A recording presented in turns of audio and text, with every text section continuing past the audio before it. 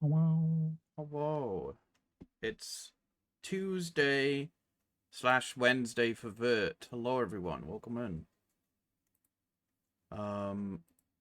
We're gonna play Starfox, and today I am joined by a good friend Vurt Lemure. Hello. His friend from I'm Virality, living in Australia. yeah. It's like 6 a.m. I have a Yeah. coffee. I am half awake. This is gonna be so awesome. Yeah. I'm like backseat driving you through a game that like I have only like read about as a kid and never actually got to play, but was like so into in the release stages. Yeah. I know nothing about the actual gameplay of this game. Yeah, so It's this is gonna be interesting. It's a game that, if I remember correctly, was a launch title for the GameCube, I think. Um, and it very much feels like it. It is the last game ever made by Rareware before they moved over to Microsoft, which is also a factor. It's a really interesting game. It kind of gets a bad rap because it's not a traditional Starfox game, but I think what it is still pretty cool with a little bit of stuff that's not cool. Oh yeah. Yeah, I mean we'll get into it, but let me switch over to here. I need to close a couple of background things as well and unmute it. I know this is just like the menu, but I'm. Oh yeah. Yes, you should be able to hear it now. Let me make sure the levels. Yeah. Those bongos.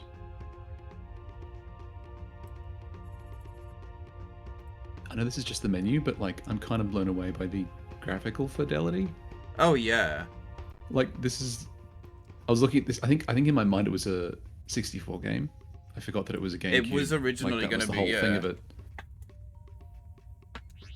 Yeah, it was. So this was originally a game that was going to be called Dinosaur Planet, which was intended to be the N64, I think.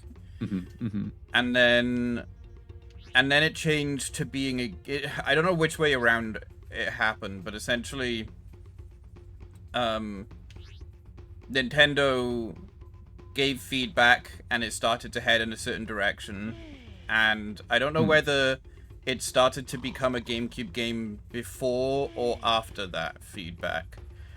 But yeah, we'll get started.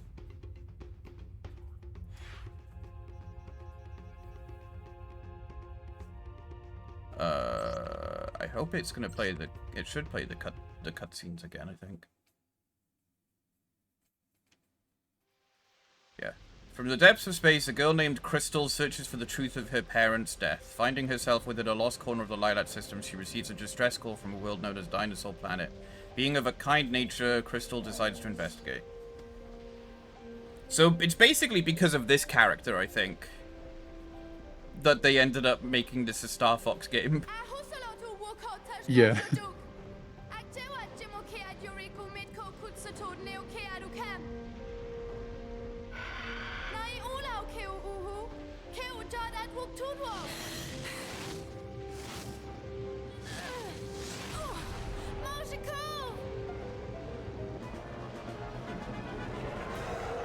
I played this intro so many times that I just know some of the words, like Mojico.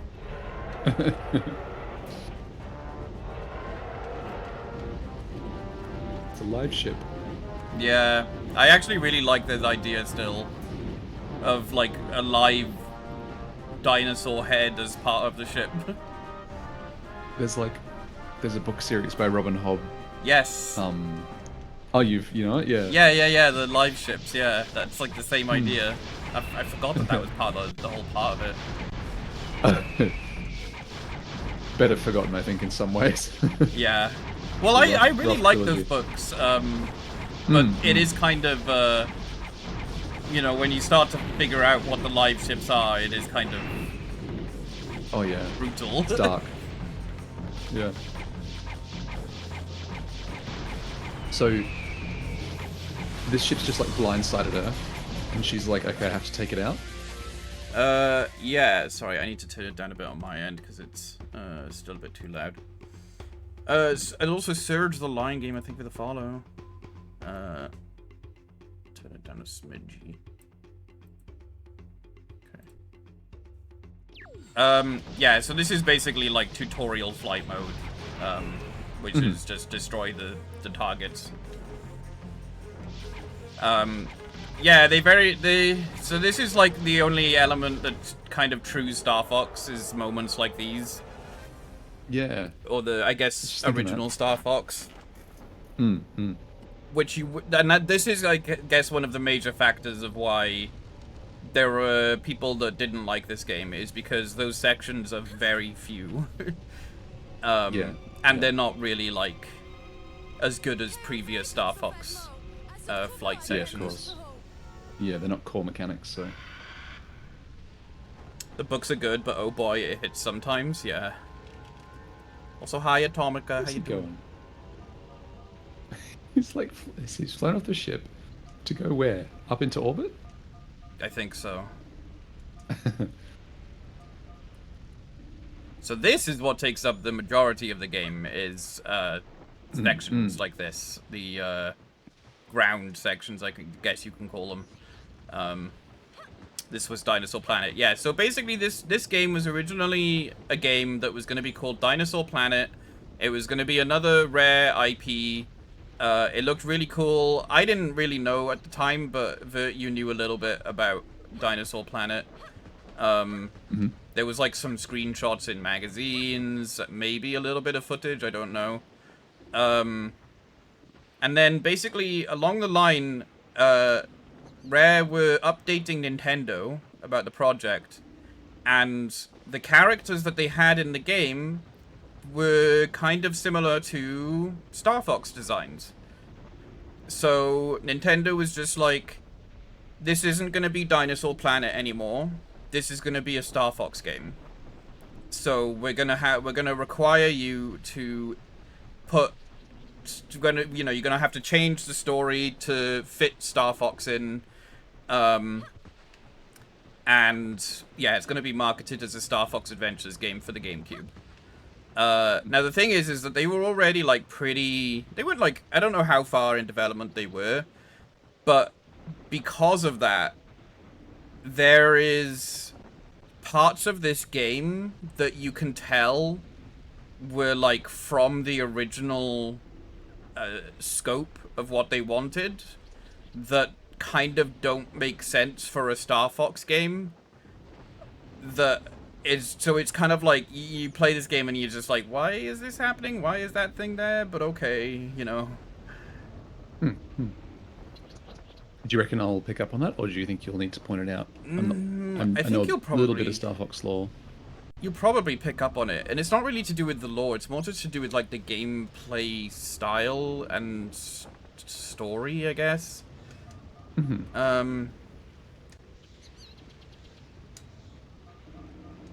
But also because so then like later on, Rareware was acquired by Microsoft, or was going to be acquired by Microsoft,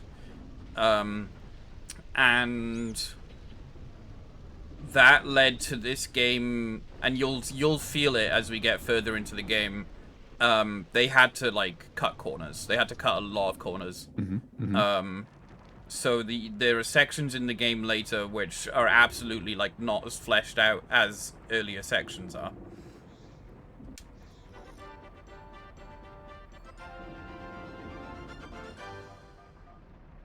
You'll get to see this scene a lot, by the way.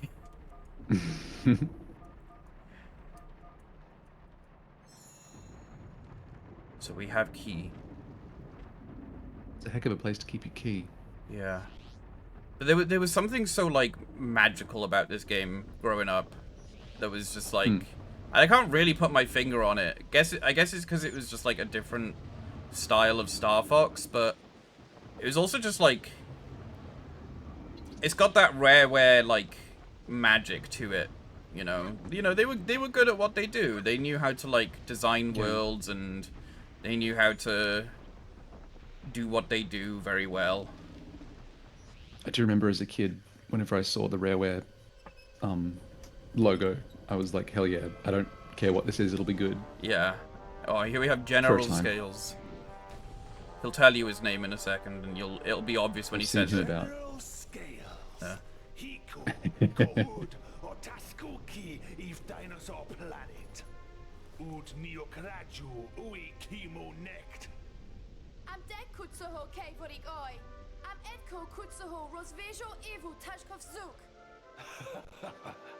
Utashkov Suk? Kiash Niko Kuduk Ash Atashkov. Keo Cloud on a kekt mo yorik oi. Keo Ola General. Moak. Dekulak. Ahiko ilo kio. Mudu tadishwi kiao. Thank you, Zexion. Ash mio amit hiko kutsash kudok nakivu. Ikianajo. Kio vik oknush kokeva wika walk mo.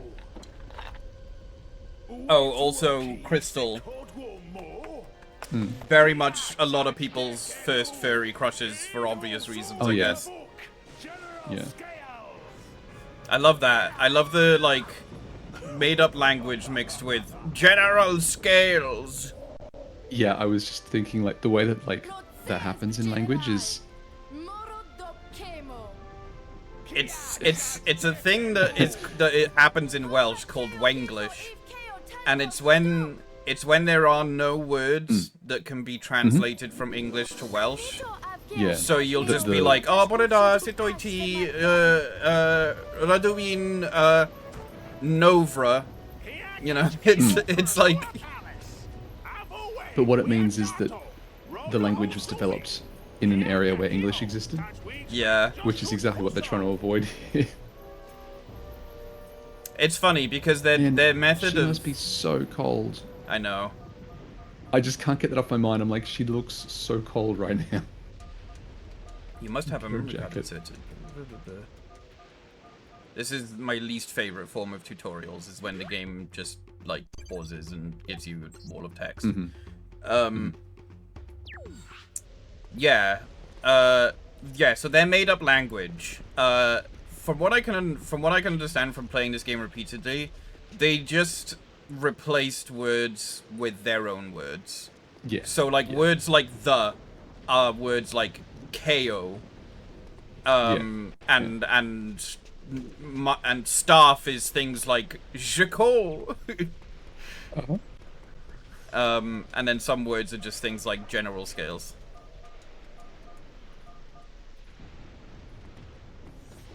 Yeah, so many furry awakenings. Crystal is like a weird meme figurehead for the furry community. I remember my like school diary was like filled with the like early concept art pictures, like screenshots from the game development. Yeah. Here's what's nice to protect Crystal Palace. It's not safe here. If you find yourself in danger, press X to roll out the way. Is that the trike from Jurassic Park? Yeah, so this game is basically almost the same pose. Based off the news that we've heard today, this game is going to be the future. Oh yeah? With the dire wolf stuff. Oh, right. Here we go again. Egg. Puck eggs. We found the egg. Don't worry, they are not dinosaur eggs. They come from the huge puck birds that the shark claw breed just for this tasty snack. Walk over the egg to collect and recharge your energy.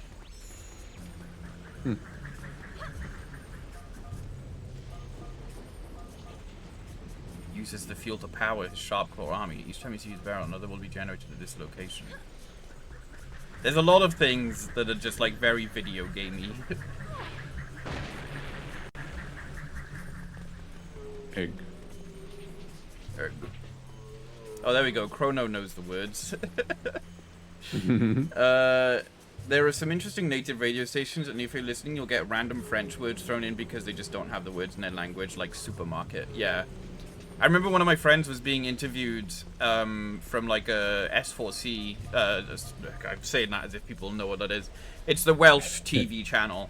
We had an exhibition booth at like a nearby city, and she was being interviewed by them. She was like the only one of us that spoke like fluent Welsh, and it was just funny because she would just be speaking in Welsh. She'd be like, and then it'd just be like, video game design. Yeah.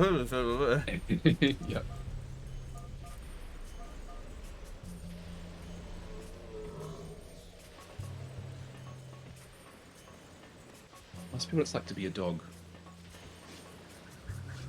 You know how dogs only recognise certain words. So it'll just be like, I'm going to go walk. I always remember that from that like Simpsons episode where like Bart is trying to train Santa's little helper, and most of the time Santa's little helper hears Bart as just like Yeah.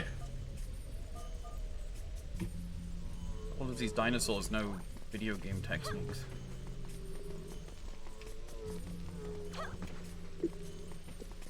So I believe the voice actor for Crystal has been a guest of honor at Ferality a couple of times, or maybe one time. Yeah, because I remember seeing her picture on like one of the posters or something. Oh, excuse me. BB.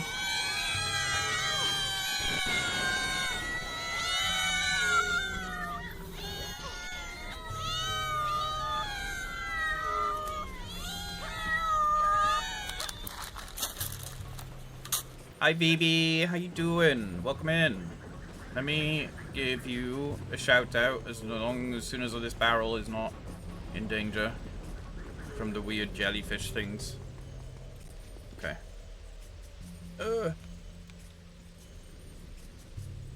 Whoa. What is that? Is that you spinning like a top? Yeah, it is. What's that? There's a name for that from Street Fighter. It's like I don't know what it is, but something like that. Laser League. Spinning bird kick. There you go. Yeah, spinning bird kick. What is Laser League? I've never heard of that. Oh god. It's like...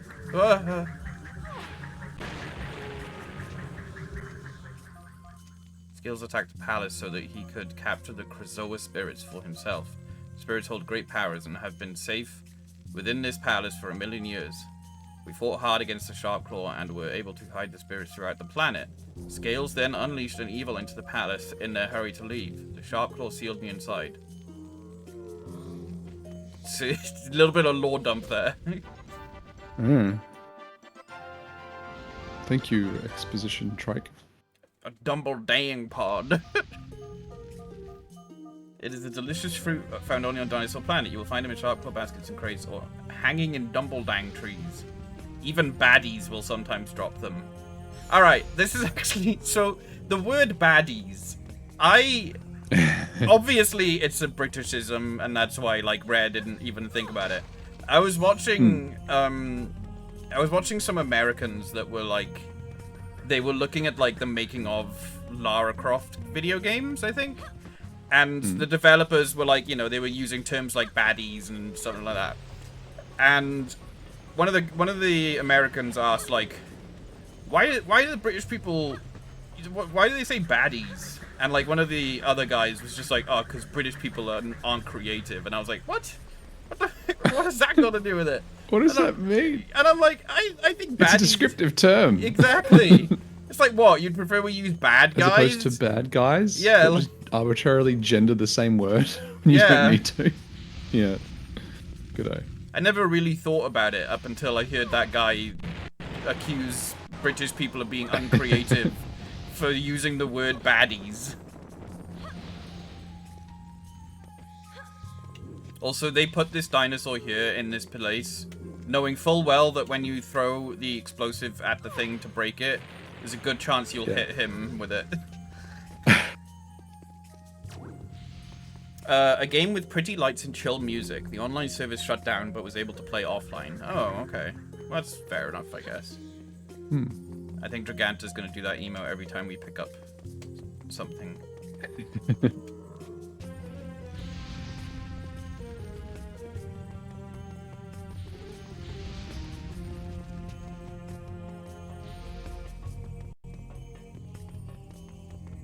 Hmm.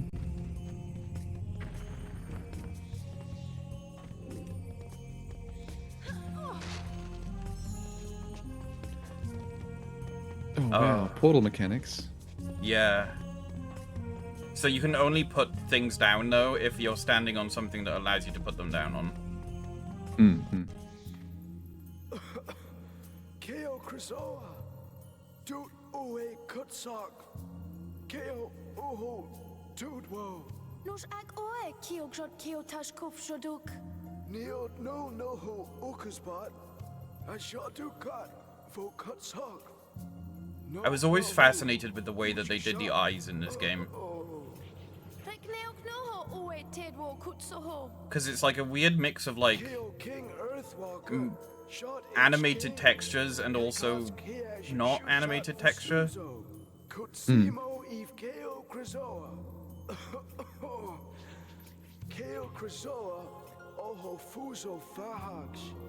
Oh, hey, Tank. Hi, Alex. How you doing?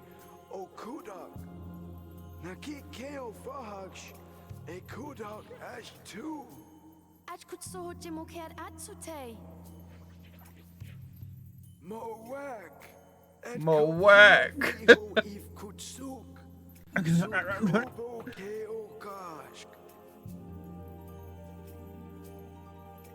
Utko Keo Krisoa Shrine. Etsu Achatu. Sev Kuko Keep Perhaps Coach. Ut Unawak Ue Hunut. Of Ue Jesut. Oh. Uh-oh. Oh no. Oh, no. Wait. An error occurred. FIFO is overflowed by gather pipe. What? Ignore. The FIFO worker. FIFO? That was a weird error. We're so back. That's for sure, buddy.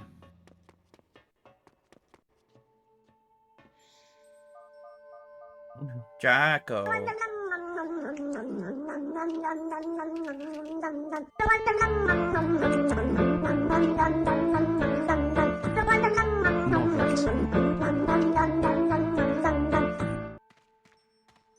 Jacko, thank you for the resub for 5 months. I appreciate it. How you doing? I love how there's just normal words thrown into Dino language. Yeah. Dino is kid trying to prove he's too sick to go to school coded. Yeah. He is kind of just dying of nothing. Yeah. Who knows what it is? Yeah. But now I do like that at this point you can start to see like some of the like casted lighting and stuff on the characters. Yeah. Which I remember thinking really fucking cool for the time. Hmm.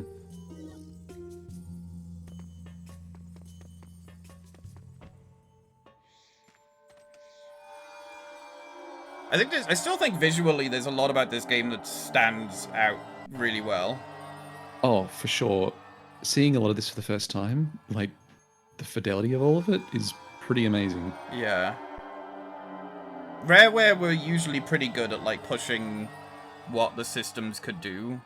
And I think because of the fact that this was going to be N64, that's why it kind of stood out quite well on the GameCube. It must be really satisfying going from, well, I mean, satisfying and annoying probably, being told like, oh, we're going to redevelop the game in a new engine. But like all of these roadblocks that you would have hit where you're like, okay, we can't do this, so we'll kind of work around it with this. Like suddenly a lot of that would drop away and you could do a lot of the stuff that you would have had to accept that you couldn't do on the 64. Yeah. Must be fun. Yeah. So it's nice gameplay though. So this is where it's weird because like it's the same way that I feel about like Banjo-Kazooie Nuts and Bolts. I think this is a good game for what it is. It's just not what a Starfox game is. And I feel the same way with Banjo-Kazooie Nuts and Bolts. Nuts and Bolts is a great game for what it is. It's just not a Banjo-Kazooie game. So it's 10 Cloverfield Lane. Yeah. A great movie that has no logical reason to be attached to the IP. name, yeah. Yeah. Purely to Or that just sell suffers. copies, yeah. Yeah, almost suffers for being attached to the IP. Provided we get Anthro characters in either version, I'd be happy. So, is she the protagonist of this game? For now. Okay. Okay. Yeah, I was just thinking it would be cool if she was, like, because I know Starfox. I know Starfox and I know Fox McCloud because they're in my wheelhouse of interests, but more so than Crystal, but I wasn't sure if she was a... Yeah. I think I Okay. just accidentally started playing some media. So apparently, being able to put some things down on switches is apparently arbitrary. You can't put things down on that switch, for example.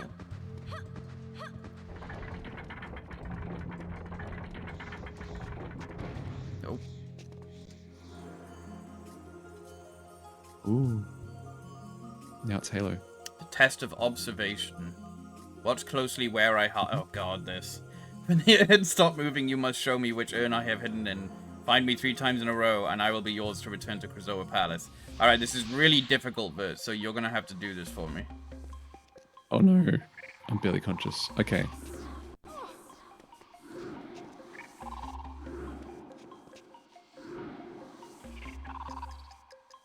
Which for one? real? Oh jeez. It gets harder. I bet, yeah. So, we're following the blender monkey around. It does look like the blender monkey. Alright, which one is it? Quickly. Down to bottom. Down to bottom.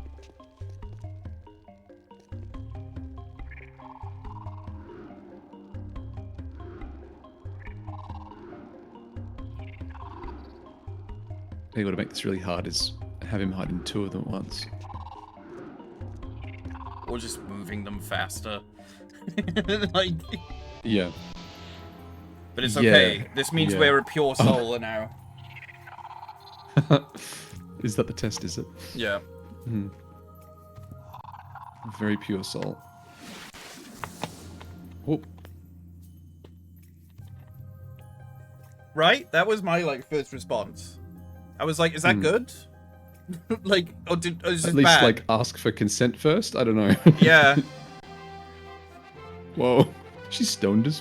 Yeah. Yeah, I'm baked as. I think it's a cool way of, like, showing you have the collectible, though. You are now It is. possessed. She does look hypoxic.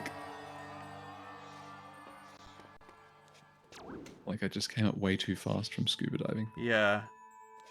Wait, that's what happens? Your eyes go purple? What the fuck? Oh, I'm just thinking like the blood vein. You know, it looks yeah. like, yeah. She's got the bends. Yeah, that's it, the bends. Keo shahedash, buf keo fahaksh, shufo vem kutsum. Rick keo ha veno, oho ish okash. Etko niot keo fahak osh rud hokujot, sud ak ro ijot. Keisha kef kiash nu.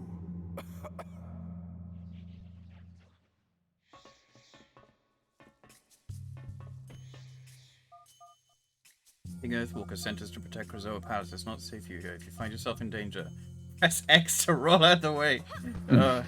Oh, so this thing here, this is like a weird little thing that I just know as like a bit of trivia.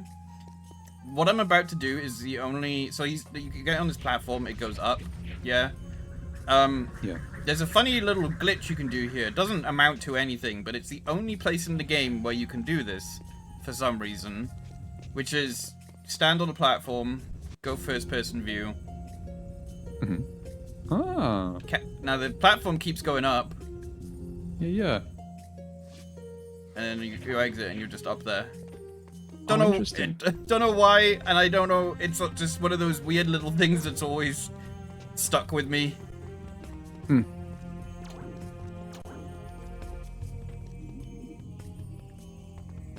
there's a lot of shader effects going on Yeah. Like the reflection on the ground and the god rays, and that ripple effect that's like warping the. Yeah. Yeah, there's a lot of visually cool stuff in this game. I was always really impressed with the first stuff. Especially because, like, as you can tell, Yeah. it's more obvious now because, like, we're playing via an emulator. I would be playing my original copy if I had a good way to stream it. But, like, you know, when the camera's zoomed out, you don't see the fur. Like, not in huge detail. But when the camera is closer, or maybe it's only during certain things, the fur texture stuff that they do is really cool as well. Yeah, yeah. It is beyond what I thought the GameCube could do. Yeah. Like, remembering that console.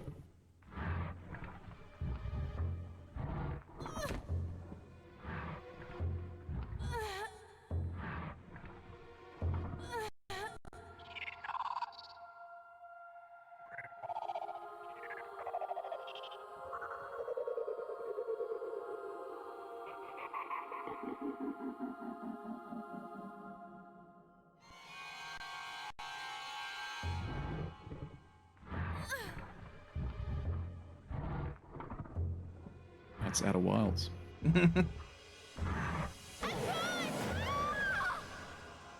Whoop. Oh.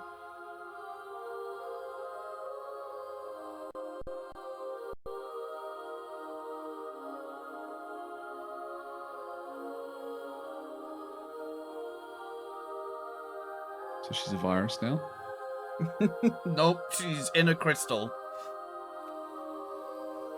It's a bit on the nose, isn't it? I know. And thus she is fridged for the rest of the game. Oh. Aw. Which is I another was thing going people to say before... Yeah. I was like, oh, female protagonist, that's awesome. No, female damsel in distress. Yep. That's what you get. It's okay. Starfox is... Meanwhile, in a lost corner of the Lilat system. It's the song. That should be Rob.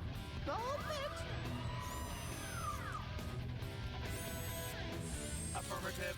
I'll get back to work. There's a poster on the wall that I never noticed. This music getting on There's your like a nerves? poster of a lady. I'm trying to work on my map. Yeah. Trying to work on my maths. Okay, old timer. Turn it down, Slippy. Hey! Slippy, it's General Pepper. General Pepper here. I have a new mission for you, Fox. You are approaching Dinosaur Planet, an ancient world on the edge of the Lilat system. As you will see, chunks of the planet have been torn from its surface. It's your job to get them back. If Dinosaur Planet explodes, it could affect the entire Lilat system. The only lead we have is that you must locate the Queen of the Earthwalker dinosaur tribe. Maybe she can help you further. Either way, your fee has been approved. If you are successful, then the money will be forwarded to you immediately. Pepper out! You heard the General. Let's do it.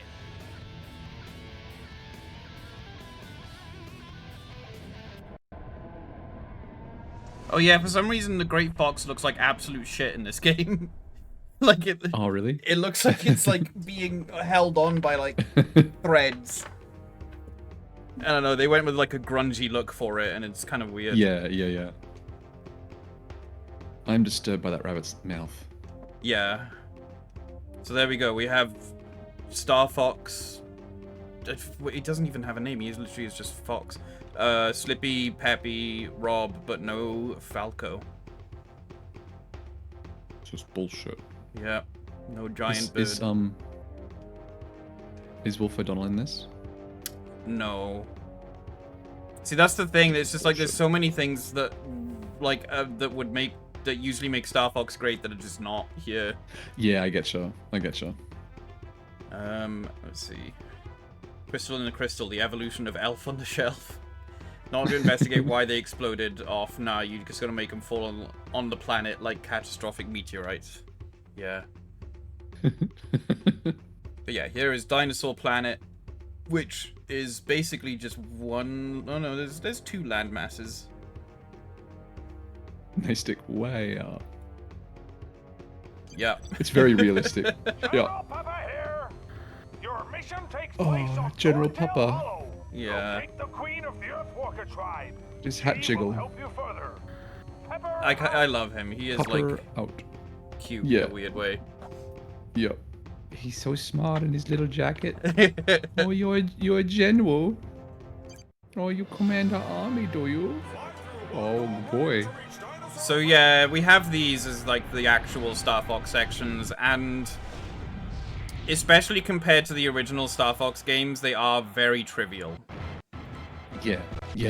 It's like, oh, we're just gonna throw in a bunch of rocks and have them float back and forth for you. Mm-hmm.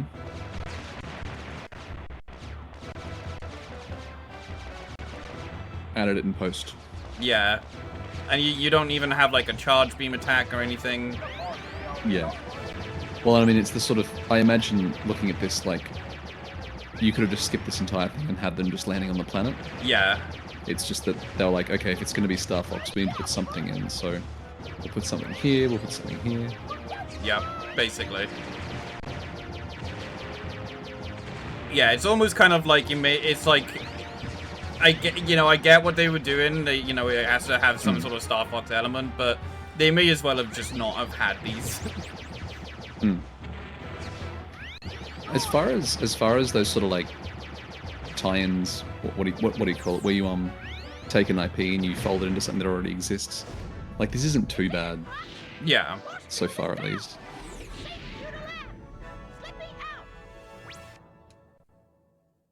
It's one of the few straight fairies. It was a different character in this game that did it for me. Oh, you mean Crystal? The thing is like, yeah, like growing up, I was gay. I didn't know at the time, but like, so I didn't really look at Crystal in the same way that a lot of other people probably did. I looked at Crystal that way, for sure. There was definitely a reason that she was in my school diary so much. Mm-hmm. I've been watching Arlo Also, a lot like... recently, and your voice is similar to his. Who's Arlo? Oh, yeah. Who's Arlo? Someone cool, I hope. Yeah, someone very cool. Who's this total asshole? Very funny, sir. I know. Now, on to business. There's that fur. Pressing the start button, you will open your communicator. Choose who you wish to speak to, and then press the A button to contact one of us. Each team member will give you different information. It's not being tested in action, so give it a try as soon as I've finished. And don't forget, you're looking for the Queen Earthwalker. Try talking to those Thorntail guys. Slippy is preparing a translator device, but until it's ready, he'll translate for you. Okay, General. But what about a weapon? Why couldn't I bring my blaster? It's always the same with you, Fox. Shoot first, ask questions later. This mission is about saving the planet, not blowing it up. It requires a different tactic. Try using your head. Yeah, very funny, sir. Fox out. So that right there is their simple throwaway line of trying to explain we already had all of these combat mechanics from Dinosaur Planet, and so we need to not let Fox just use his gun. Right. What was that I was seeing in... Oh yeah, it was the War Stories doco on Oddworlds. There was this like section where they were talking about how do we give a gun to the character without giving a gun to the character, because a gun would just solve all their problems. Getting a bit crunchy. So he's telling you can lift rocks. Yeah, but I can't yet. I don't have the stuff. Okay. Need to get Swole.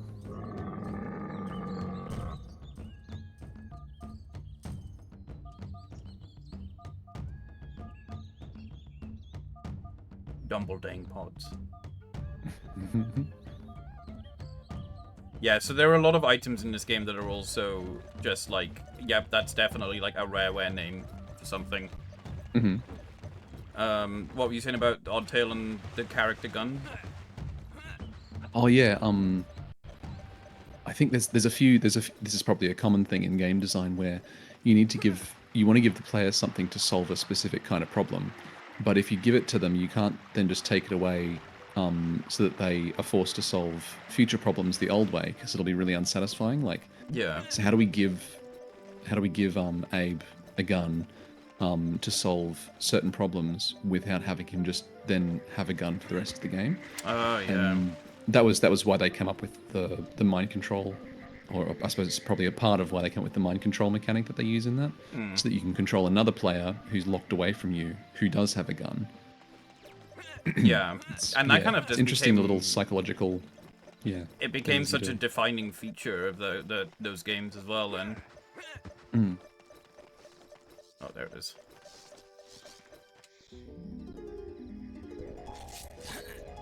Yeah. Sorry. Yeah. What you were saying, Alexander? Yeah. I think I might have to. It's getting crunchy. I might have to turn off.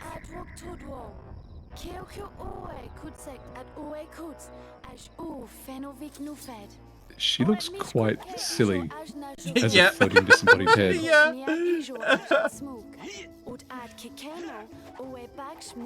Also, I'm pretty sure like Fox doesn't understand her right now. Is that Zelda music I'm hearing? It's probably very similar to Dun, it. dun, dun, dun, dun, dun. That's Starfox. Done in a Zelda style, probably. This game does get a bit too much hate. It's not a good Star Fox game, but yeah, that's what I was saying earlier. It's not a good Star Fox game, but it's still pretty good for what it is. Yeah. Man, for real, like, I think the way that I look at this game is like, it is a game with a bunch of like really cool looking furry characters, and it's set on a freaking dinosaur planet. So yeah, that's, but I think I say that as someone who, it's not that I didn't like Star Fox, it's just that I think when you're a kid, some things you investigate and some things you don't, and Star Fox on the 64 wasn't something that I'd investigated, so Yeah. Plus, like, when this was in kids like development. love dinosaurs as well. Yeah. And cool grown-ups. Yeah. Giganta! We need it. This is a fuel cell. It is used to power the R-Wing. Rob had a few problems getting them down to the surface of Dinosaur Planet. This means they have been scattered around everywhere. You will need them to enable you to fly to the floating worlds in orbit above the planet. So in true Rareware fashion, we have different collectibles scattered around. Again, Giganta! Oh wow, he's happy about that. This is a scarab. They are the currency of Dinosaur Planet, and come in many different values. The more valuable the scarab, the harder it is to catch. Until you find a scarab bag, you can only carry 10 scarabs. Now, that reminds me of a very specific thing, and it's probably, again, because I've played this game so much, that there are just, like, certain things... Oh, I can't get there yet. There was like a line from a thing, not even a character, a thing in this game that has just, it's like lodged itself firmly in my brain my whole life. Thank you, Giganta.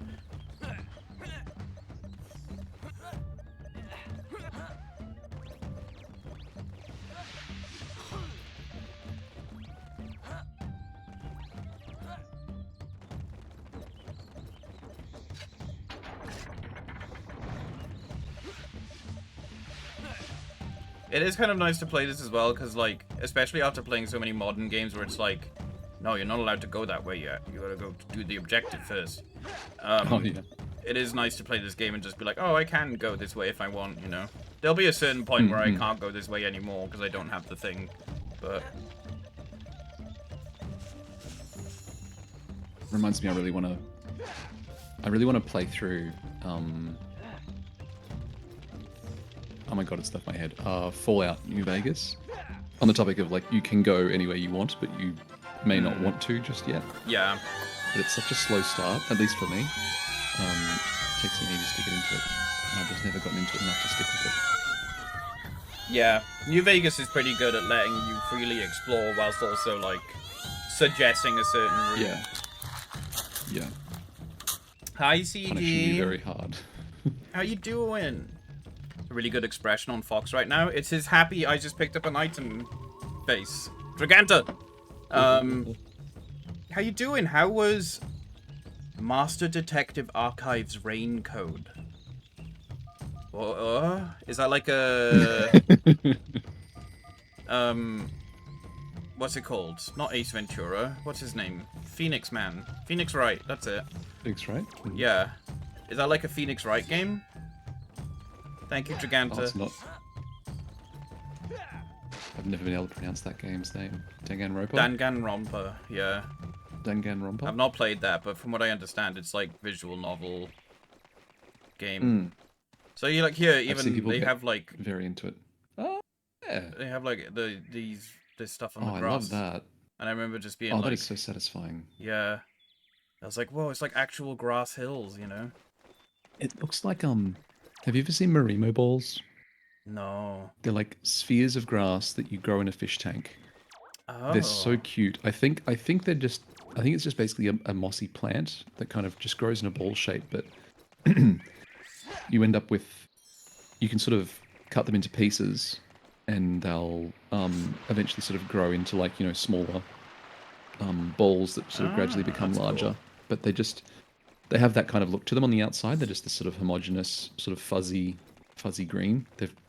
It's weird. Like I'm describing a sphere, but they're very cute. Oh, nice. That sounds cute. Satisfying texture to them. Yeah. Also, yeah, CG, thank you for the raid. I need to rejoin your Discord. I think I accidentally left it because I use the Wahoo emote from your Discord all the time, and then I noticed I didn't have access to it, so I was like, shit, I think I accidentally left your Discord or something when I was, like, culling some of my servers. We gotta fix that. Yes, please send me an invite, because I need the Wahoo. Oh, God. Oh. Okay, we're fine. Lightfoot Village. It's like... Oh, okay. I don't know what is the good things to, like, turn off to make sure it's not... See, again, this is also why I wish I could just play my console copy, is to avoid issues like this. But I can also just send you the Wahoo rat files. No, I want to be in your Discord too, though.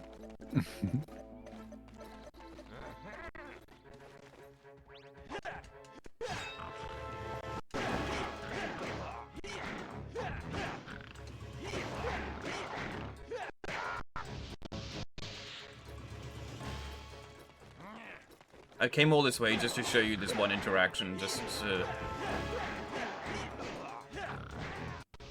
Kicking the crap out of... Yeah. These so guys. It's this guy here. He's like a weird scarab statue thing, but when you talk... Oh. Yeah. Is that his mouth? That's it. Pay 60 scarabs to enter Cape Claw. But that, the way he says that has just been forever...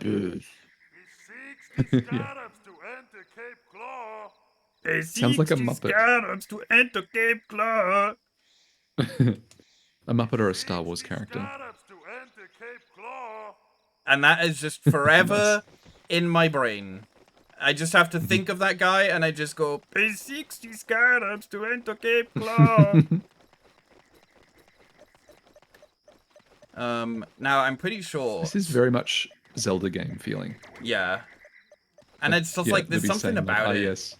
That's just like weirdly cozy as well, with like the environments and everything. It's like of that era where I could fully feel myself like being immersed with the world and stuff. Yeah, yeah. It is really incredible. Like if you put this game in between, say, Zelda on the 64 and Zelda on the Switch or something, like I'd place this closer to the Switch than the 64 in terms of like the look and feel of it. Oh, I did it. I'm not supposed to know how to do that. This is a Oh, section right. for later in the game.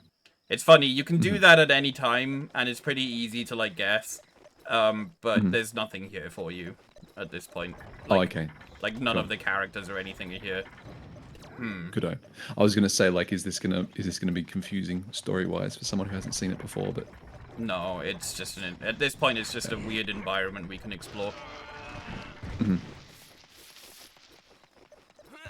neat.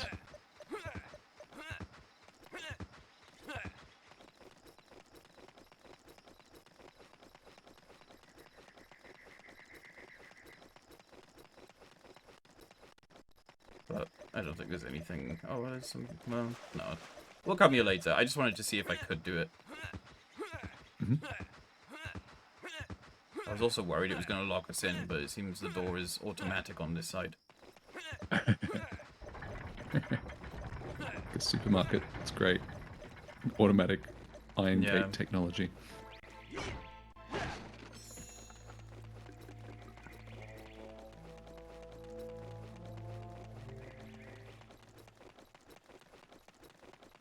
So there were also a few sections like this in the game that are like very obvious loading zones, where it's like, it's almost like mirrored sections. So like to get to this side, we had to like go down that way, go into the pool, come back up this way. It's like Oh. it's like a weird revolving door, I guess is the way to word Yeah. it. There's a lot of revolving door areas in this game, which I have to assume are loading areas, basically.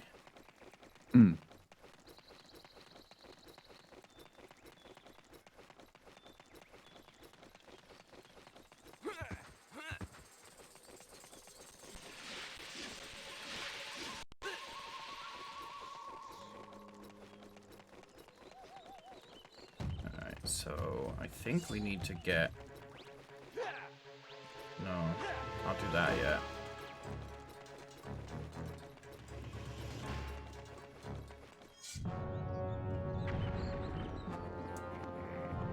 Oh. Boys, do we have to fight? Can't we just cuddle? Let's just, chill out.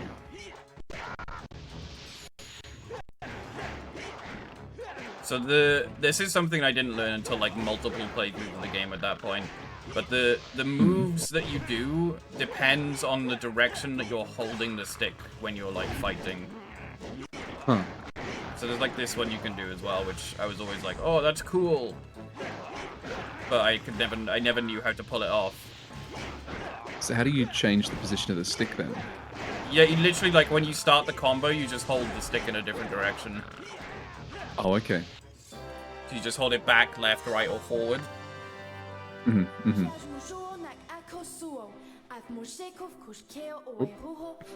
Head explodes into view.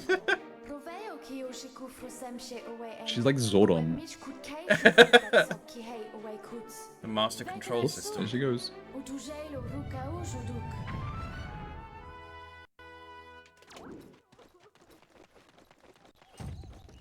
The subtitles disappeared before the voice, and I got... Yeah, that might be because it's playing at a higher frame rate than it usually would. Or it's just an error on the development. Yeah, true. It's interesting, like, looking at this, like you were saying, this is obviously emulated because the resolution's so high.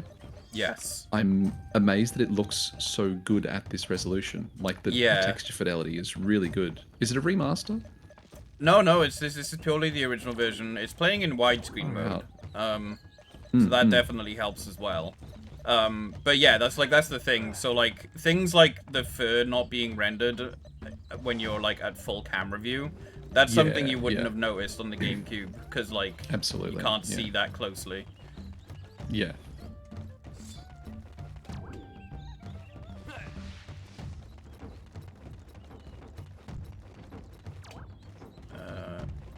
What am I doing? Oh, I need to go in the cave, that's right.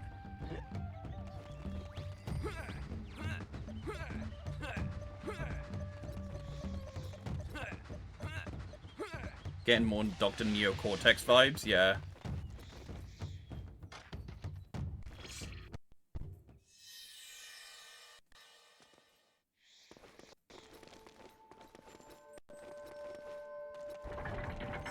Like that floor texture. Yeah.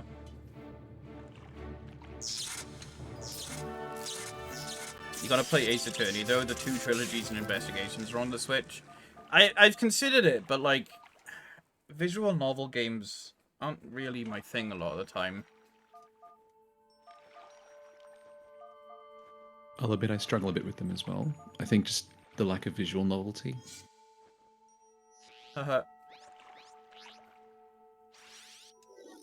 Yeah, well, it's also like, for example, like Ace Attorney, they don't want you to fail the cases, you know, because like, it's a lot of time spent doing them. So it's from what I understand, it's like if you get something wrong, the game's just like, oh, no, try again. So I'm like, okay, so there's not really much like, I don't know, I could be wrong. There could be some challenge to it in making sure you get things right. I don't know. Well, I think in my understanding, I guess it's similar to, what's that old TV show where the guy says just one more thing? Columbo? There's sort of it's those gotcha moments that you're sort of working towards. Like, if you pick up on subtle clues, Yeah. you can have those gotcha moments, and that's where all of the game satisfaction comes from. So yeah, I guess even if you can still get through with a less witty realization, it's just really satisfying to nail them, I guess. I think that's my. I've watched a little bit of you're some probably people playing right. it, and that's what I picked up. So we now have the ability to shoot things from our staff. So we don't have a blaster, but we can. It also plays the that sound effect. Yep. This is like the first game that I really noticed that sound effect, and then forever heard it the rest of my life. The Wilhelm scream.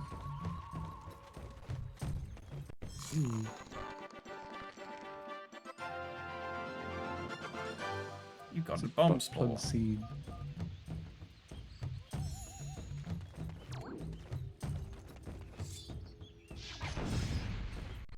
These are really annoying to collect, by the way. Because if they touch the water, they disappear. Yeah.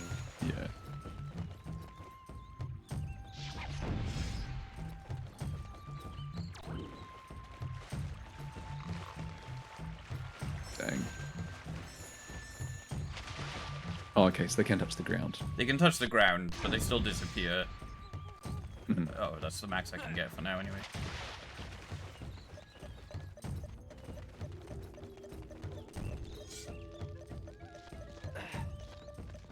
We have my other favorite character coming up. Again, someone whose voice lines will be stuck with you forever.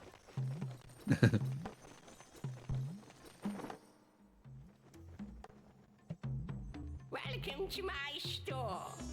Feel free to look at the many wonderful items within these walls. I have food, special goods, and many maps. And if you He's got like to play food. games, then enter the Scarab Room. Yes.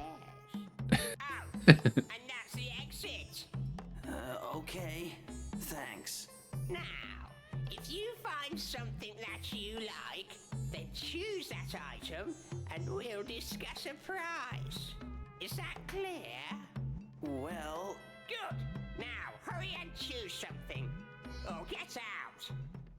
I love his voice actor so much. yeah.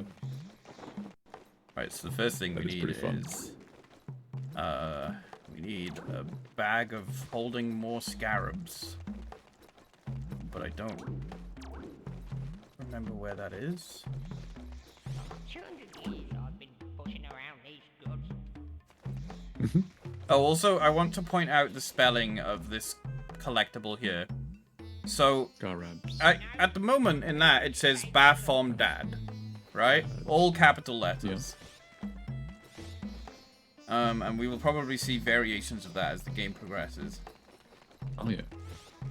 Where do I buy... Where's the scarab bag?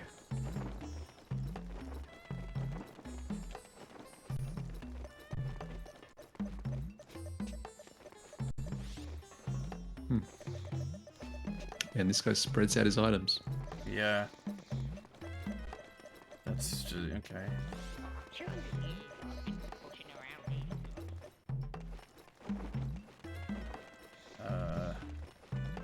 Where is it? I thought you buy the scarab bag from this guy, but maybe I'm wrong.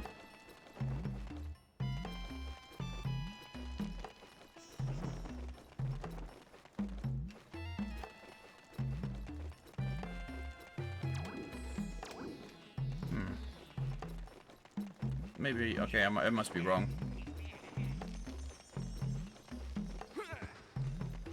But there is one thing that we need to buy from here.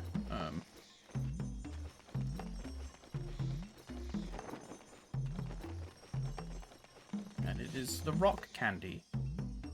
You pay this much. No, that's too low. No, that's too low. Okay, I'll sell it to you. Yeah, so it's not even like a haggling situation. Every item has like a set An amount. actual price. Yeah, that you can lower it down to. If you get it wrong 3 times in a row, he'll just be like, "Get out of my shop!" And then you just walk back in and try again. Right. Yep. You pay this much.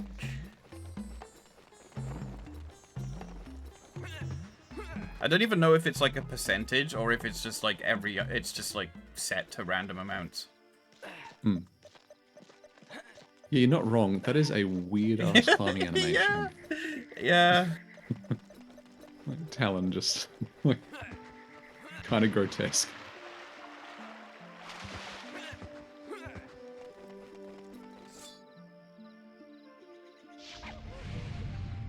So this game also has the elastic band aiming system, where it's like Yep. you push it in a direction and then as soon as you let go, it's like whomp, which I hate. Is anybody there? Why are all of these dinosaurs like My name crippled? is Fox McCloud, and you Yeah. must be the Queen Earthwalker. Dino talk. Oh, of course, because he can't speak the language. Sharp claws. Ice Mountain. Ice mountain. Hegemonic English speaker. You've got to go to the Ice Mountain and rescue her son, the Prince Tricky. Oh, good hat. Nice name. Okay, lady, I'll bring your son back to you. Can you give me some directions?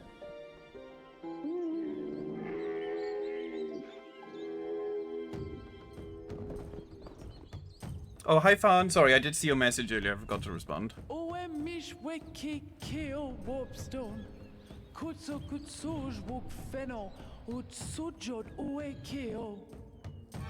to talk to that big stone guy. She called him a warp stone. That's all I need to know. I'll be back soon, Queen. Don't you worry. Yes, Queen. Haven't you finished Back. that translator yet? It's nearly ready, Fox. I just need a bit more time. Slip me out. Man, they're good expressions. Yeah, that was one thing again, and like I was impressed by in this game is like the animations and cutscenes and everything.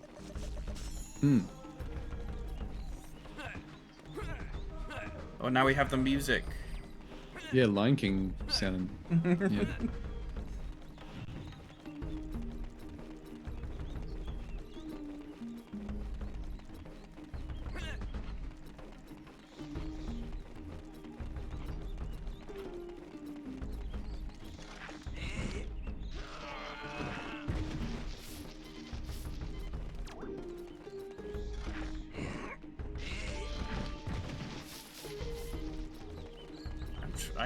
For the life of me, I'm trying to remember where you buy the scarab.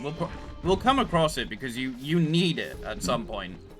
I just hate I hate when you pick up currency and it doesn't go anywhere because your like bag is full, you know. Whoops. Okay, I can't talk to him. He's sleeping. Yep. Well, now he's knocked out. EDA. Oh, that's that thing. Okay. So let's take a look at the menu. So you have. General Pepper here. I'll display your current mission status. Okay, so here, you remember before Baphomet Dad was all capitalized? Now we have Baphomet Dad Dad. Highlight an object. with Press capital the B and a button capital for D. information. Detailed report downloading.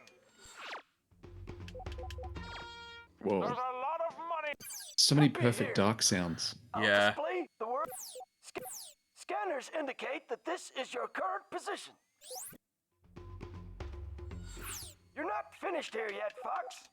If you're keep going, Fox. Slippy here. Got yourself stuck again? Yeah, so this is basically Hope that this helps you, the Fox. game's like, Slippy out. oh, you don't know what to do next? Check out the vague Yeah. suggestions.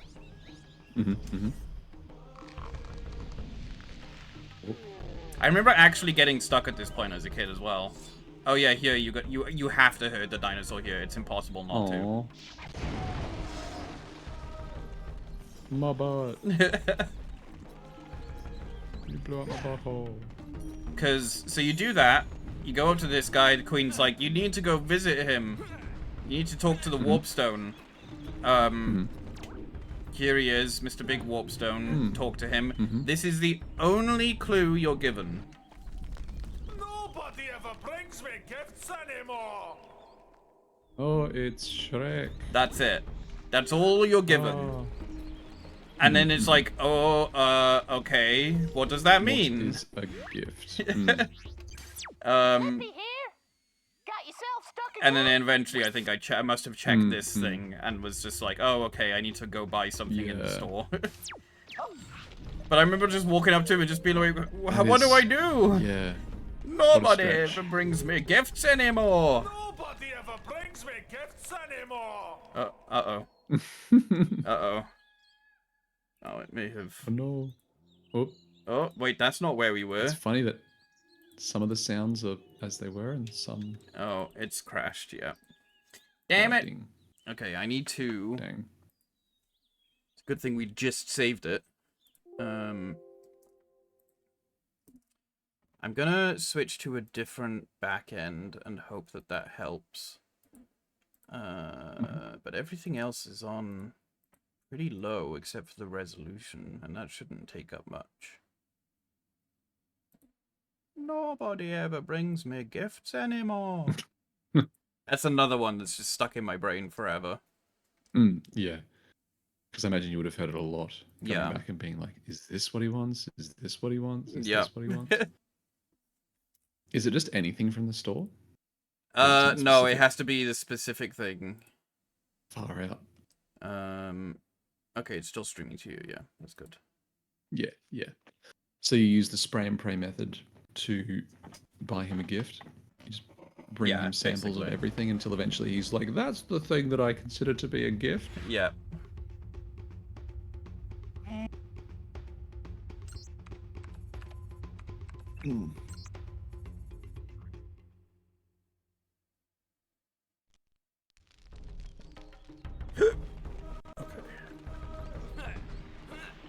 Oh, we have to hurt him again. Oh.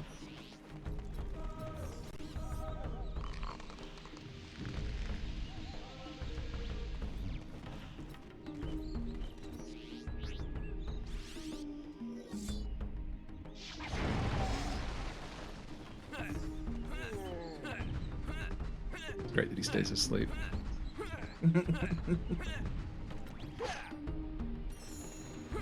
Actually, what does this one say? This isn't really a good time to talk, but if you see any egg snatchers, be sure to get them. Why don't you go and talk to the warp stone? Okay. This is how they sell you the strategy guide, yeah. So you have to go here and you have to give him the stone. A lovely sweetie.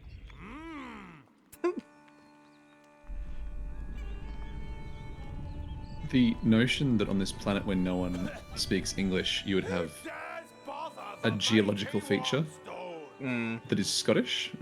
Yeah. 1,000 years I've been left alone to rest. It is such a weird thing. What do you Yeah, yeah. It must be that he just looks a bit like Can Shrek. you help us? And they're like, this is the voice. help you? No. But you're I a brought you a warp stone. sweetie. You're supposed to help. Right. Let's see if I can remember what I'm supposed to do. Shit, that was easy. Okay. Now, if you push left on the control stick, then I'll send you to one of those warpstone thingies. We'll get back to that in a minute. And if you push forward on the control stick, then you can enter the maze. Now this one's a bit special. When you have collected a Krazoa spirit, then push right on the control stick. And I'll send you to Krazoa Palace. Now, you know what I do, so hurry up and make a choice.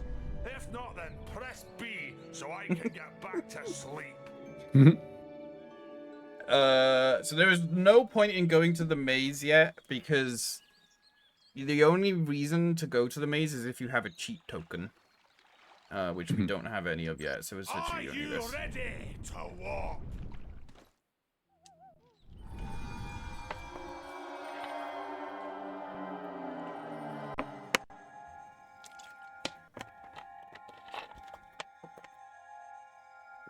I fucking love it. Just looks like Fox having some sort of weird, like, what's the word? Dissociation episode. Yeah. I'm trying to remember the song that was like a meme. Oh, the because like of that film. That one. Yeah. That's the one. Shooting Stars, is that what it was Yeah, called? I think that's it. Whoa.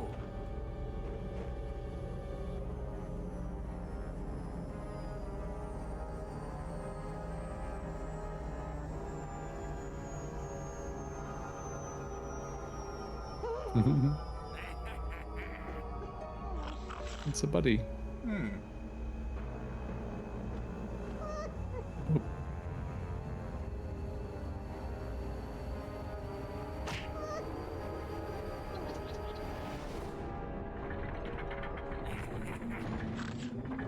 Huh?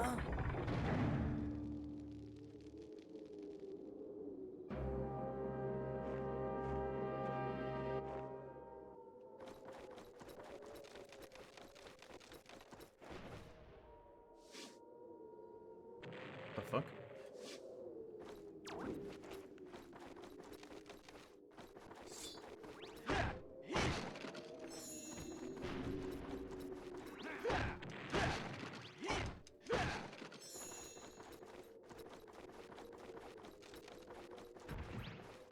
Is it literally just getting it to shoot the cannon here?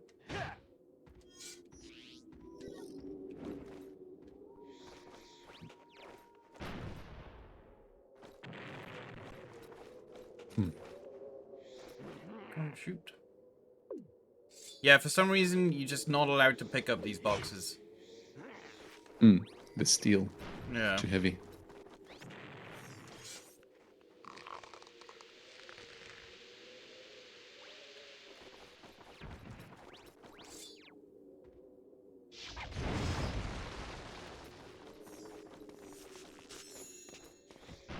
Show me 20 scarabs, and I'll give you a cheat token. Well, can't afford that.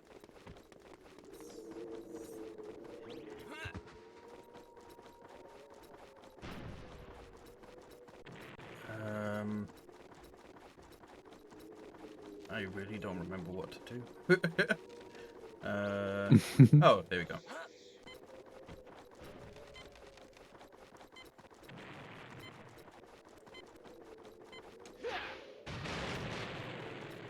Nice.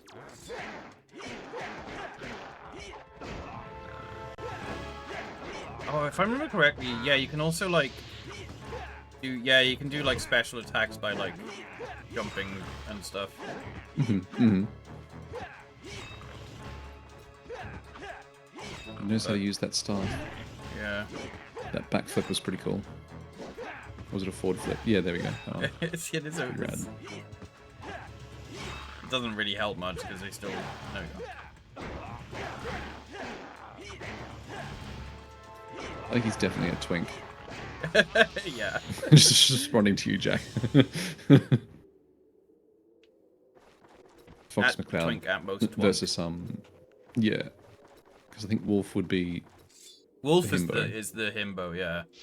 what is it? Too much dynamite, too many dynamite. Who does like a really good wolf and fox relationship? Oh yeah. Yeah, they do like amazing comics, and they do like. Oh right, yeah. Tell you what, coming back from Furdu, I saw a Wolf McCloud fursuit, and I was like, I know that that's Wolf McCloud. Oh, sorry, not Wolf McCloud. They're married in my head canon. Wolf O'Donnell Yeah. fursuit, and I was like, I should make like, because they have. Oh, there's lore I here. am Fox McCloud, lead pilot of the Starfox team. Oh, I've look come at to you, take the buddy. prince You're so back big and to his strong. home. Hey, wait! He's like Sonic, but not as cocky. Oh, damn it! Not again. Oh. I can tell my Oh no, there we go.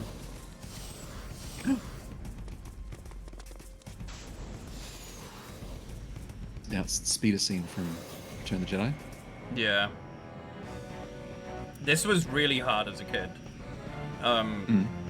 Because I thought it was that you had to destroy them both. Because like when you bump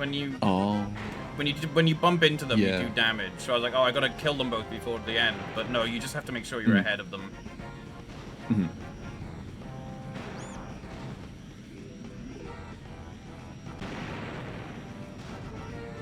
Which is really difficult at certain parts as well. Yeah, so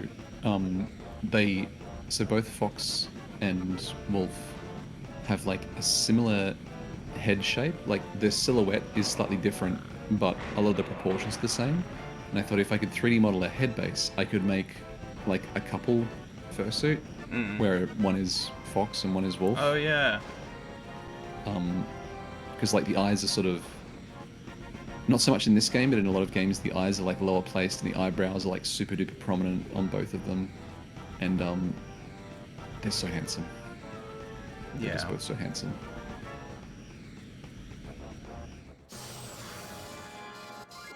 And if you did Wolf, you could get like a cool jacket to go with it. Yeah. That music. Dance the Sugar Plum Fairies.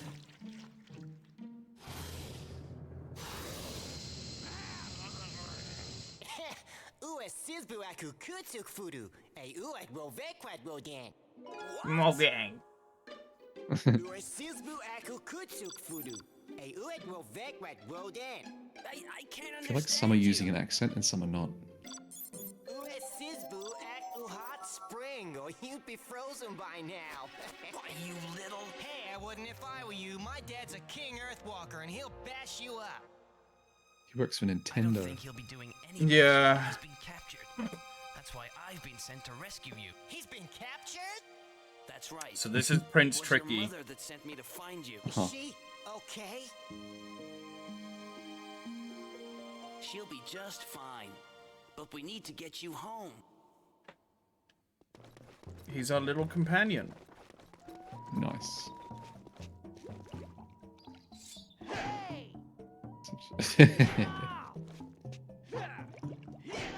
Not for long. You'll be Those red fine. lines are interesting. Yeah. Yeah. Yeah, so a lot of people didn't like Tricky. But I think that just goes with any game that has a companion. He's not that bad. Because, like, you don't really need to look after him. He doesn't have a health bar. That is good. You can wander off and he'll still, like, always be behind you. The only thing that you've really got to do is this, which is feed him.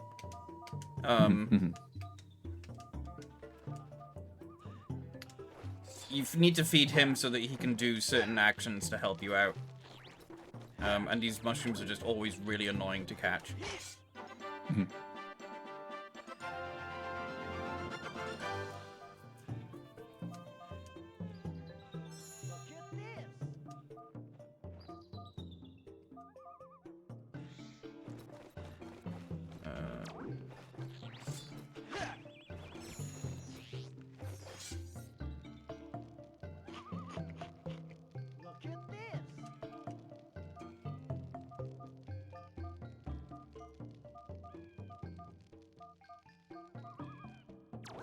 Find a secret. Yeah, so you'll become very familiar with his voice lines.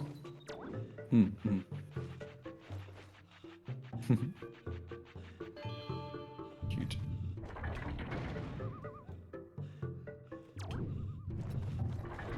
Look at this.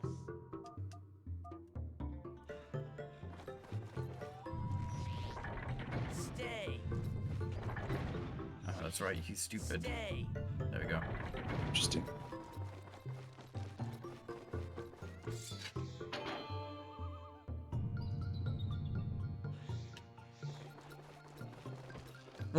What, like that? What did you like Snow-covered that? platform. Well, also like we went in here. He was behind us, like literally standing like there, and then I switched. Did this switch the camera, and he was in front of us.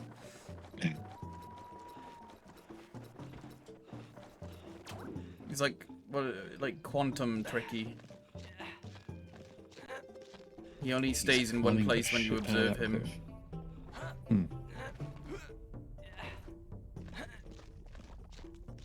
Schrodinger's dinosaur. Yeah. Yeah, so I remember because like I got to this point and I was like, how do I get Tricky across? What am I See ya, supposed to buddy. do? I need to make a bridge. Well, how do I get him to follow me? And I was like, maybe there's a switch over here. And then I realized he just teleports around. Oh, right. Yeah, there he is. Yep. Fine.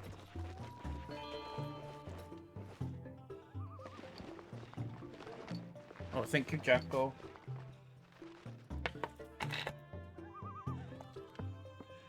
To your best side, Starfox. His butt. But this is, I remember looking at this and kind of then being able to realize how the fur texture works. Where it's like multiple textures layered on top of one another to give the impression of like strands of fur. Yeah.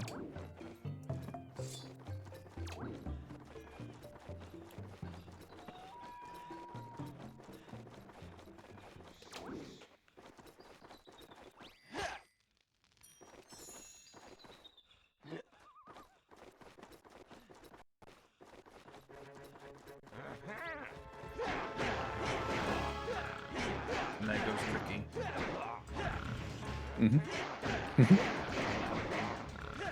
Brave, brave, Tricky. Bravely ran away.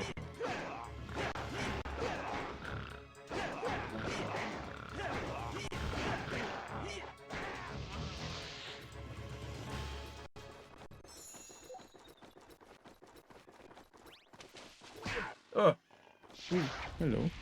Snake Man. Hmm. Oh. Ow.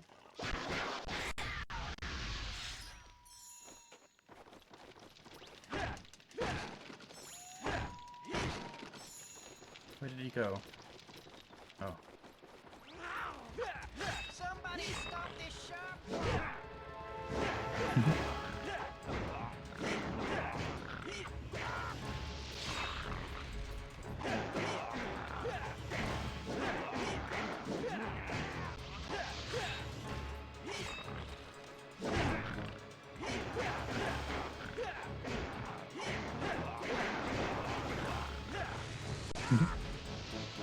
Tricky, are you They crazy? take a beating. Just leave the sharp claws to me.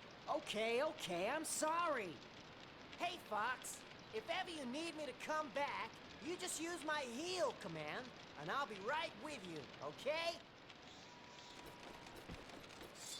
Feel weird Can you about asking find a any blue sentient creature to mushrooms? heal. I'm feeling real Yeah. tired.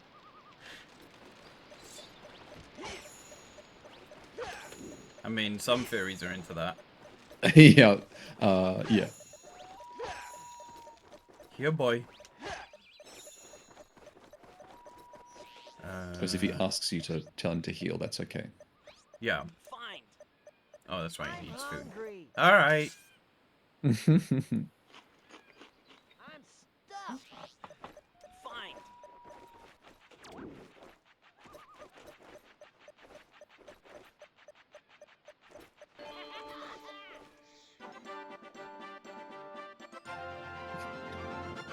I love his little wide-eyed reaction. Yeah. It's like, yeah. There was a playthrough I watched. It's like the Super Best Friends playthrough of this, and every time they picked up an item like that, one of the guys would just go like, "Yeah," like just make that noise. Fine. Mm.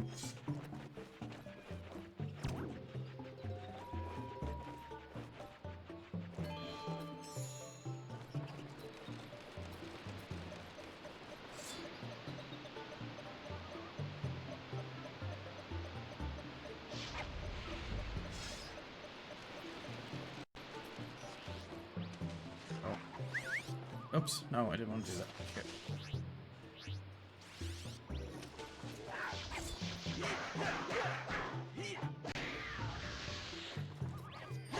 And the noise.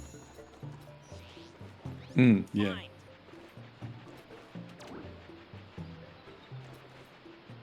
Yeah, Fox is never happier than when he finds a veggie. Yeah. What is... Oh, that's just like a turnip. Yeah.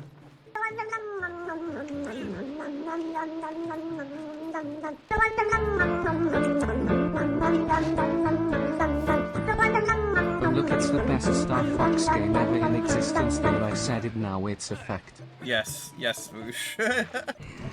It's absolutely a fact. Thank you for the resub for 45 months. I appreciate it. There we go.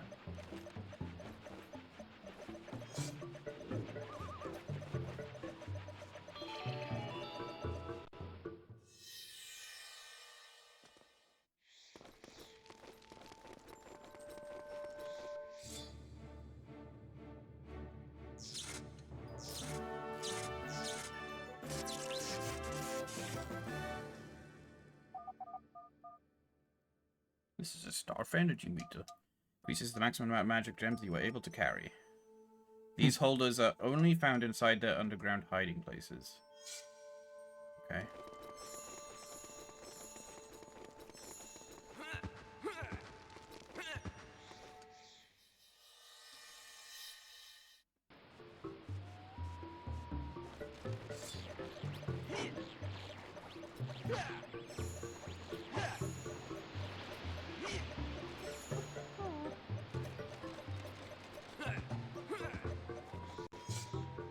I'm too hungry to talk to strangers. What a line. Imagine that being like, oh, I'm sorry, I can't talk to you, you're a stranger, and I haven't eaten yet. Yeah. I'm gonna use that at some point in my life. Yeah, yeah. That's better. I tell you what, young'un, I'll help you out. Here you are, my Oh, there we go. boy. This is a scarab bag. By collecting scarabs, you'll be able to buy many useful items. Okay. Those rock formations is looking a little bit sus. I just noticed them in the background. Specifically, it looks like, you know, like the vibration toys. Yup. Bring me So what's his accent? This guy's. See what I can do. It's kind of like a Yorkshire farmer accent. Yeah. Like yeah. Wallace and Gromit. Hi Ford, how you doing?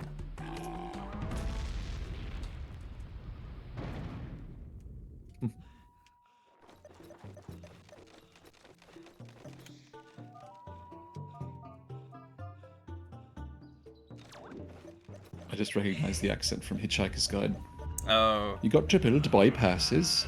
Yeah.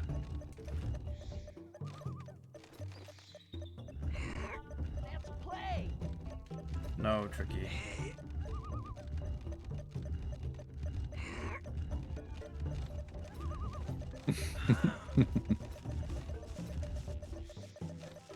Fox does have a magic staff, yes. I was just chuckling and not going to say that. Am I not able to climb on this? Oh, there we go.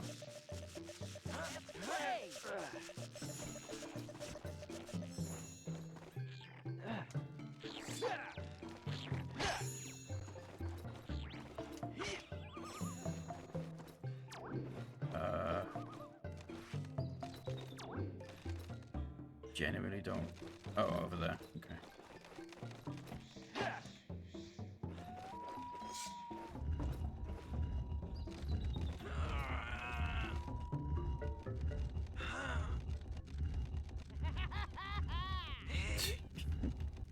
Yeah, so Tricky will do that. He'll just make Laughing randomly. Random noises, yeah. I know, I just noticed the reflection in the ice as well. It's the entire screen upside down.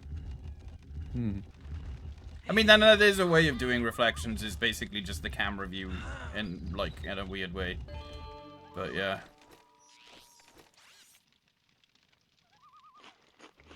I'm stuck.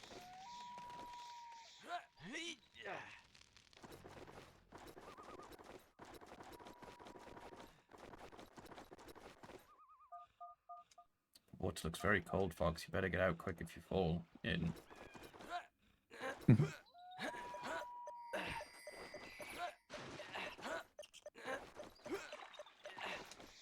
Oh, what a sad day.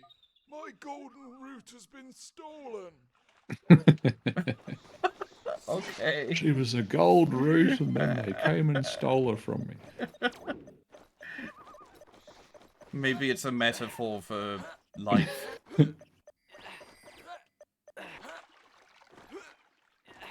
Oh, just if he's an Australian, that has a different meaning. Oh yeah, there is a lot of stuff. Yeah, like you wouldn't. I could barely see what was going on in the reflection, even in 1080p. You know, so you wouldn't have noticed it on the CRT. Yeah, yeah. What you notice is that it changes as you move around, which gives it that reflection look.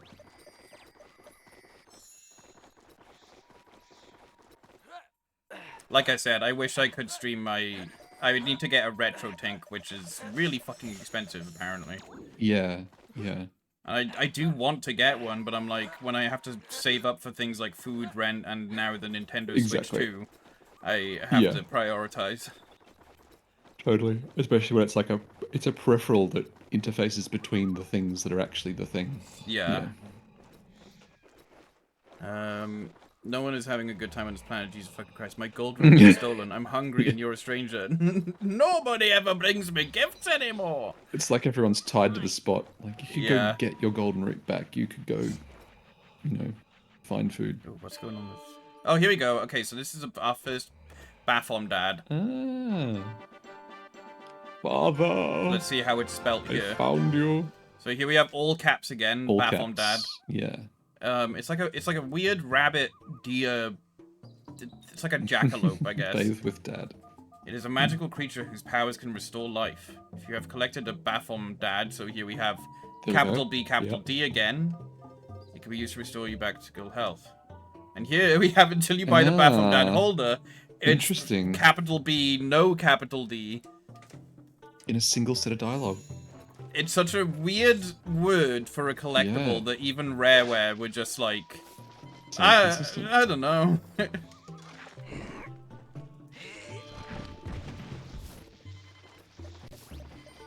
That's a fucked up Furby, yeah. Oh, have a good night, Alex. For God knows how long. Yeah. Do you hear that? Okay. Follow the path to Thorntail Hollow.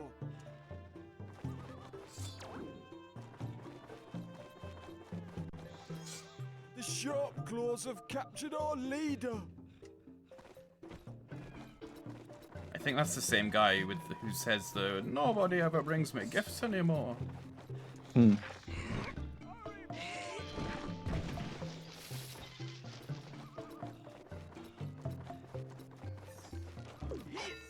Oh, no key.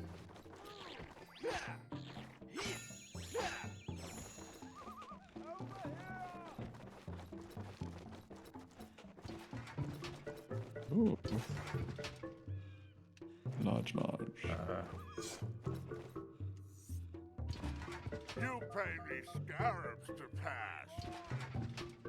He's a bit fabulous, isn't he, with his headdress? He's got drag queen energy. But don't tell boss. She's a bitch. You can do what you want, just don't tell my boss. So there's definitely like a lot of things in this game that are of its age, of like character won't do thing until you give them other thing. It's easy enough to understand, I guess. Yeah.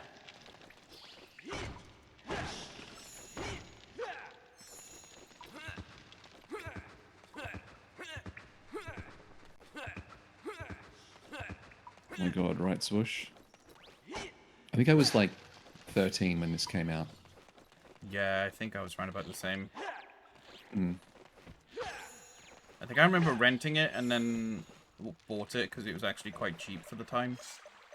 So here we have another revolving door section. I don't fully remember how this one works. Yeah, I think in this era we had like, in terms of like furry content, what I remember is like Space Jam. There was one other movie that I went to see like 2 or 3 times when I was like 13 and I wasn't sure why until later. Space Jam is one of them. That was Scooby-Doo for me, the live-action Scooby-Doo. Oh, really? Yeah. Oh, that's cute. Just because I found it funny, but also because it had, like, giant things towards the end. Yeah. And the same reason for the second live-action one is because I saw the trailer and I saw that there was Buff... what's his name? Buff Shaggy. Sure. And it was also the same reason why I rewatched episodes of Tom and Jerry all the time.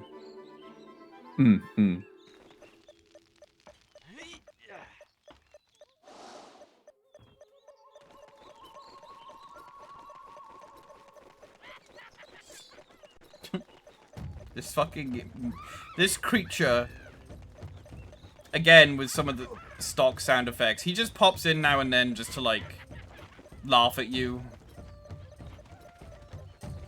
And just fly around and just be like, Yeah. Like the witch from Wizard of Oz, basically. Yeah. Imagine being that dude. Yeah.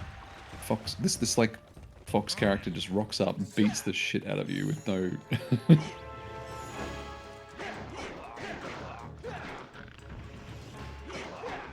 Totally nothing weird happened there with Tom and Jerry. No, not at all. Yep, their mechanic was completely milquetoast. It's also the same reason why I used to rewatch Aladdin all the time as well. I'm here, guys. Oh, yeah? Jafar, towards the end and all that. Yeah. And there's also like multiple scenes where like Genie pretends to be Buff or like turns Aladdin buff. The Queen needs my help. Fox out. Is there anything we can do for her? We need to find white grub tubs. My mom gives them to me when I'm not feeling well. It looks like she'll need a lot. Oh, fuck off with the FIFO overflow. Oh god, what's happening? Let's take a look around. FIFO. FIFO's overflowing and it broke. Oh no, how...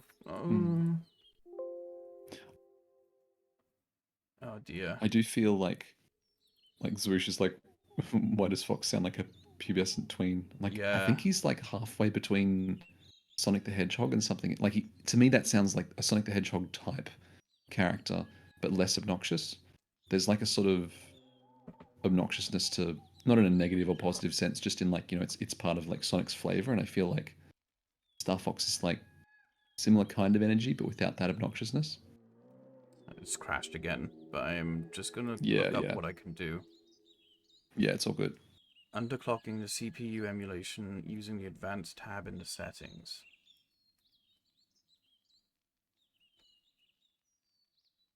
Funny, FIFO in Australia means fly in, fly out. Like FIFO workers for the mines, that sort of thing. All that I think of when I hear FIFO. Disabling dual core fixed it for me. Don't see that as an option. I agree, Zwoosh. I guess it's like a relatability thing for kids. Like, if he's a soldier who flies in military spacecraft, you'd imagine he'd at least sound older. But yeah, that does make sense. But also insert for the kids. Okay,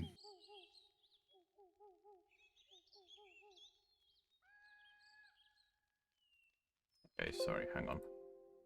It's all good. Let's fix it again. Go to options tab, hit configure.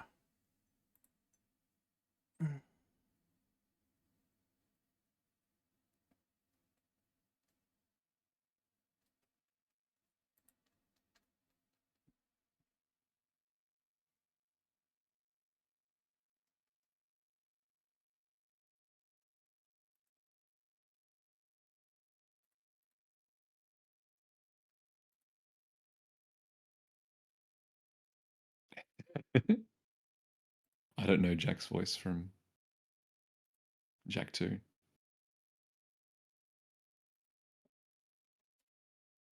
It is funny though when you have a character who doesn't have a voice for the first few games that you play, and then later on they give them a voice, because it's never going to be quite what you expect. I'm really hoping this game has an autosave.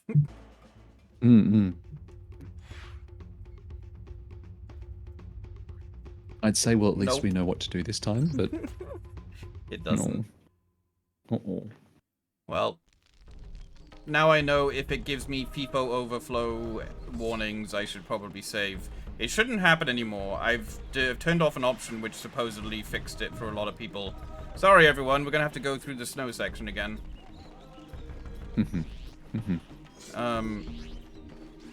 Yeah, I turned off dual core something or other. Alright, let's see if we can just do it faster this time. But you know what? This is actually good practice. So the entire reason I was going to play this game on stream at some point, I think I spoke about this to you, but I wanted to learn to speedrun something. Yeah. And the first time I tried to do something like that, it was with Banjo-Kazooie for my first year affiliate anniversary. And I started learning some of the routes. I started like looking online what to do and stuff like that. And I got like around about like a third through practicing speedruns before I was like, I'm not enjoying this. You know, I'm at least not enjoying it for this game. You know, Banjo-Kazooie is a game that's near and dear to my heart, and I was like, this is kind of not fun, and it's kind of like changing my experience of the game. So then I had to think about what kind of game I would speedrun.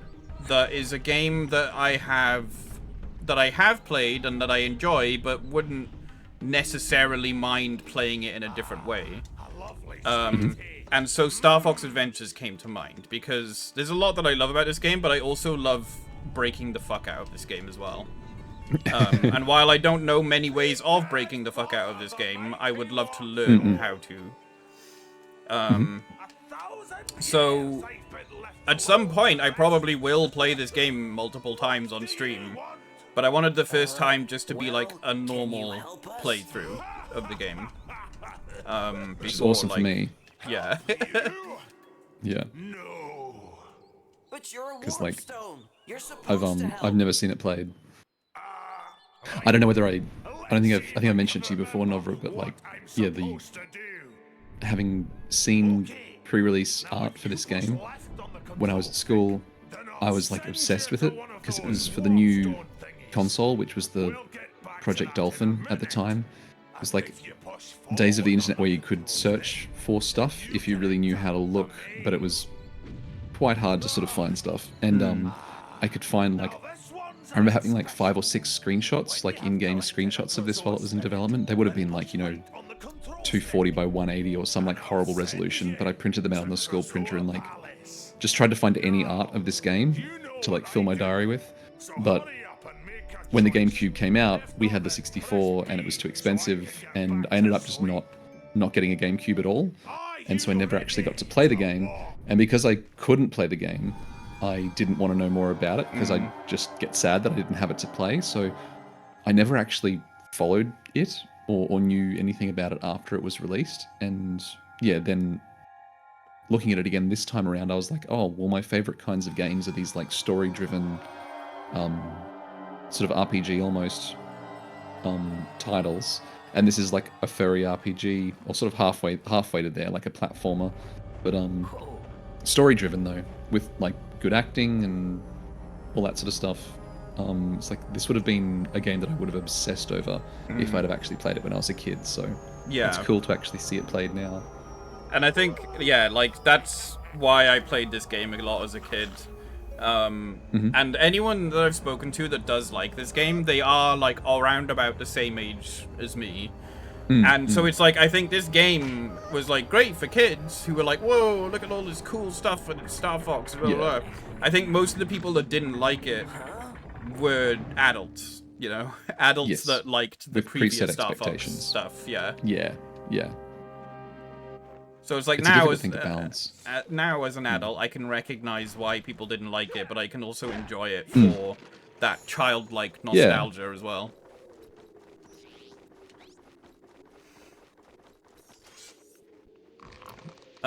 This game would have succeeded had it specifically not been a Wait, would have succeeded or would not have succeeded? I think Dinosaur Planet would have actually done pretty well, because Rareware were pretty well known as a good studio. Mm. Yeah, it would have been a new IP. Jet Force Gemini. Maybe that's why.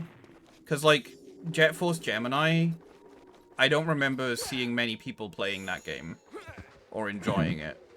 And that was Rareware. So I reckon after that, Nintendo were probably like, we can't take another risk on a new IP that you're making.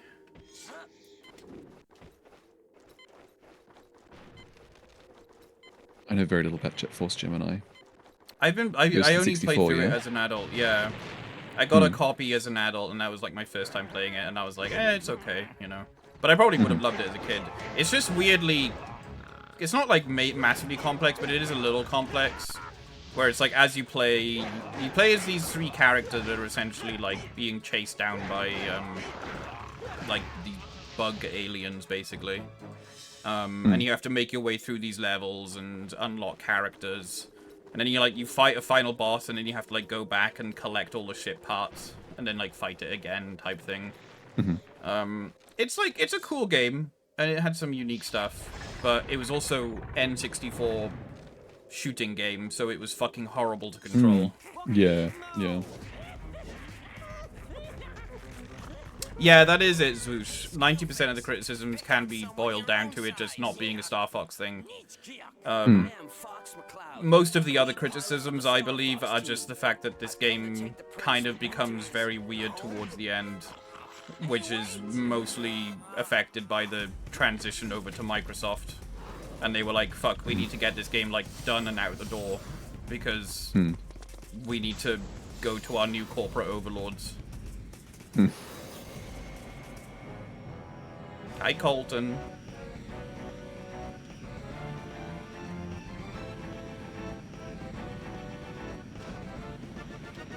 Oh, I'm stuck. Oh, this rock. Okay, this is horrible to control.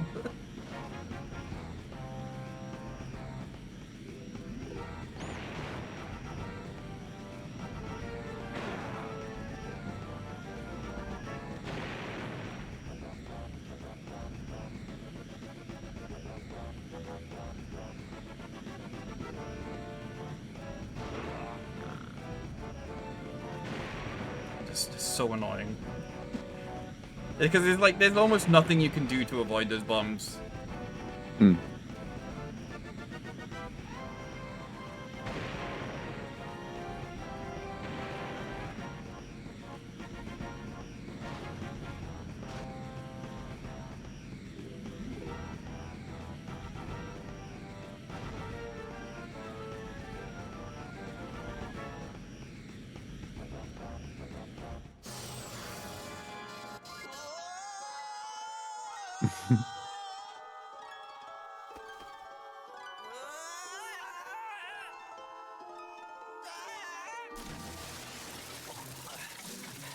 ENA Dream Barbecue? I have not heard of that. Did you see the game that came out last year that's like a clone of Donkey Kong Country at parts and Crash Bandicoot at others, with the music composed by the guy that did the music for this game? No. Maybe? I probably might have heard of it, but never played it. I can't understand you. Spring, or you'd be frozen by now. Why, you little... Hey, I wouldn't if I were you. My dad's a king Earthwalker, and he'll bash you up. Is it David Wise, the composer, I think? I don't think he'll be doing any David Wise, yeah, he usually composed a lot of stuff for Rareware. He's been captured? It's usually like him or Grant Kirkhope. It was your mother that sent me to find you. Is she okay? She'll be just fine. But we need to get you home. So his most recent ones are Nika Dorico, The Magical World, Gimmick 2, And there's a couple that are coming out this year. It's called Nico One of Dorico. those? Oh, there we go. Okay. Oh, okay. Yeah, no, I haven't heard of that. Oh, it has a handsome lion. Oh. Husband.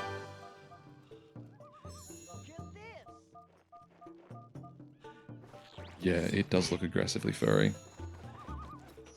Like, the main character is basically a fursuit. Holy heck. I'm here for that. Look at your mane, buddy. He's got like a mullet for a mane. Oh, that's cool. That is good gear. Yeah. A little creature on his shoulder. Checking all the boxes. Yeah.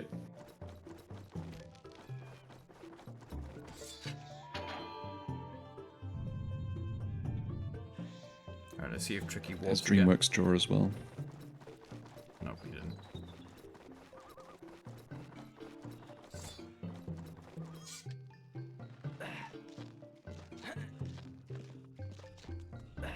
It does sound like Fox's bones are breaking as he climbs as well. Hmm.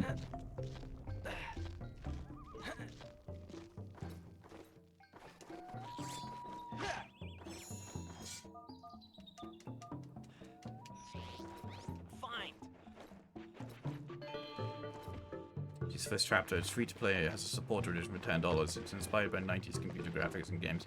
I genuinely think, especially with the way that a lot of like big AAA studios are going right now, that indie games are just going to be leaders of the market. Well, not leaders of the market, leaders of the industry. Yeah.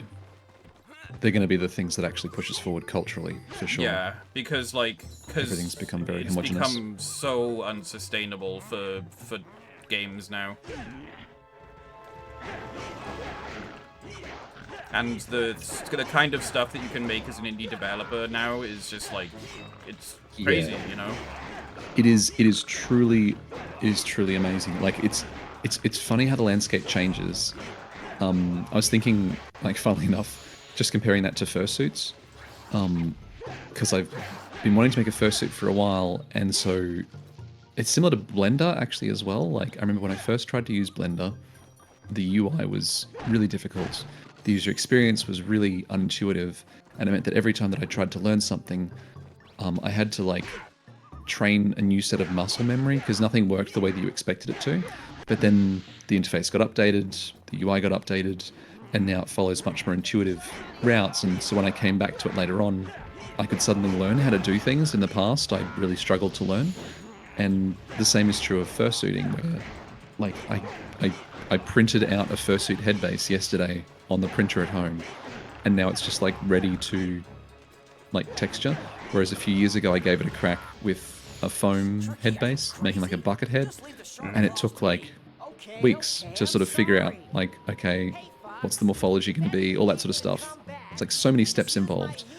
And similarly with game design, there's so much stuff that you can just get. Like if you don't want to do a certain aspect of the game design, you can find someone who's done it and just plug that component into what you're doing and go, I'm just going to focus on the mechanics, and you know, someone else, like I can just outsource an aspect of it, so you can really like get the whole thing done yourself.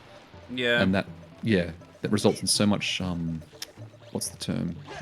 Inventiveness, innovation. Yeah. Because you've got so many people who can create their own thing. There's so much like opportunity for innovation there, and yeah. And also just like the fact that there's so many public resources available now for all kinds of stuff. Yeah, yeah. Yeah, like yesterday I was looking up, I was like, okay, I've got the head base. I could use like a helmet strap to attach it. That could be pretty neat, like, you know, the little twist thing at the back of the helmet that sort of tightens it onto your head. I'm like, that might be a nice, easy way to attach it, but I'd need padding first. Then I was like, I can just Google this and there'll be a bunch of people online talking about this, and sure enough, there are. And similar thing with Blender. With any of this game stuff, it's like everyone's talking about it.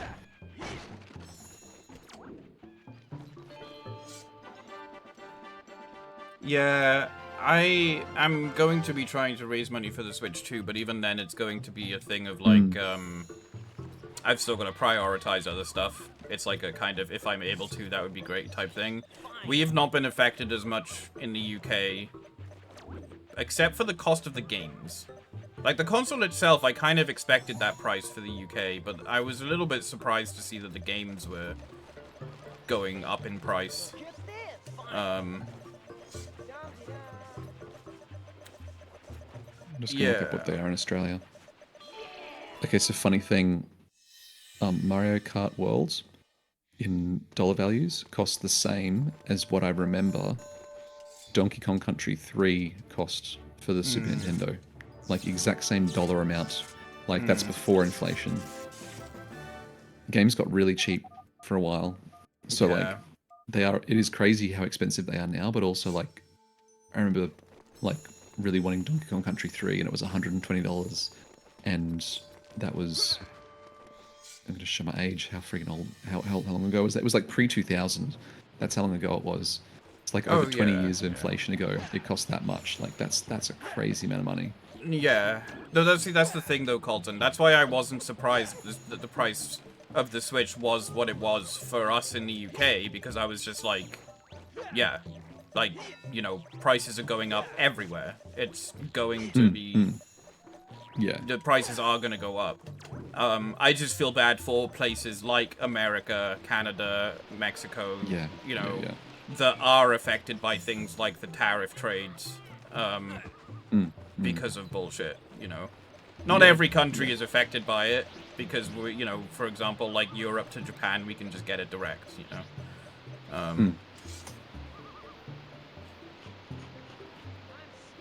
Switch 2 edition upgrades will actually be pretty cheap, like £10 to £20, depending on how Nintendo plans to work out the exchange rate. Yeah. Oh, that's cool. That's cool. But yeah, that's the thing. Like, a lot of people are angry at Nintendo for this, and it's like... I can understand being angry at Nintendo. Nintendo does some pretty bullshit things a lot of the time. But this is, like, not Nintendo's fault. Yeah, it's this just, isn't one of them, yeah. It's just the economy is shit. Like...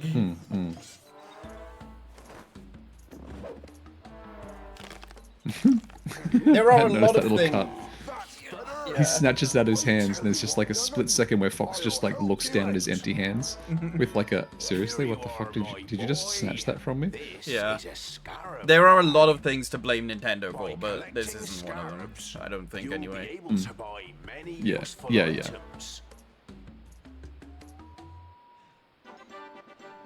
I love some of Fox's expressions. They're really, like, they really put a lot, like, this is pre-mocap. They put a lot of work into that. Yeah.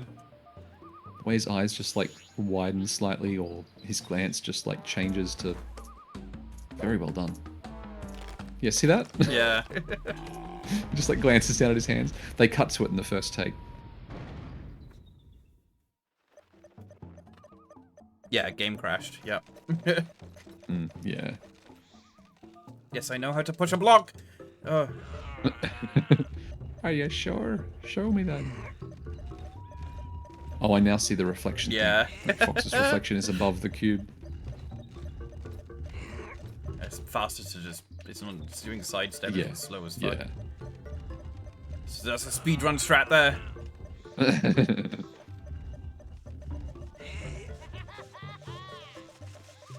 Thank you. You know, one of my I've won one major prize when Quick became, I might have told you this before, when Quick became Nesquik. I don't know if you have the same thing or if it's branded the same way. Nesquik Bunny, it's like the flavored milk powder. Do you have that over there? Yes, yeah. Yeah. So it was called Quick here, and then it changed to Nesquik, I guess because Nestle just wanted to really stick their name on it. But when they were doing that transition, it was when Donkey Kong Country 2 had just come out. And I didn't have Donkey Kong Country 2. I had Donkey Kong Country 1 and Super Nintendo, obviously. But the major prize for this like competition that was running in the Disney Adventures magazine was you could win a Super Nintendo and a copy of Donkey Kong Country 2. So I ended up at a time when the Super Nintendo still cost, in Australia it cost $190, which was more money than anyone could ever own in my mind, because I was like, I don't know, 8 or 10 or something. But I won the major prize, which was the, I think it was one of 100 Super Nintendos with Donkey Kong Country 2. So I had 2 Super Nintendos, which was the most... I don't know why my parents didn't just sell it, because it made no sense having 2 of these consoles when they were so expensive, but it was, yeah, probably the most exciting moment of my life up to that point.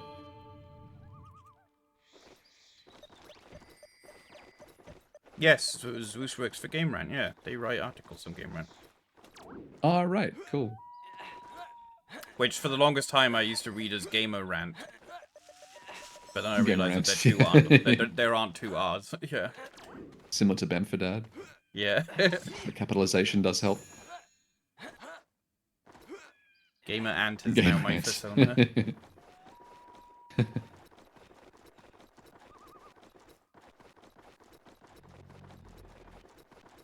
Do you know what the most expensive inflation-adjusted home game system ever was? The Neo Geo. That tracks. When released in 1990, had a $649 launch price, adjusted for inflation. Whew. Fine.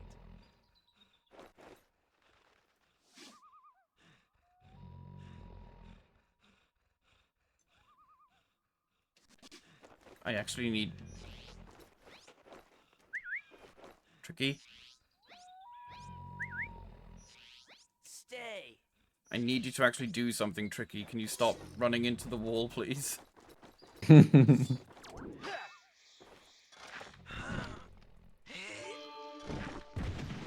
Funny thing with...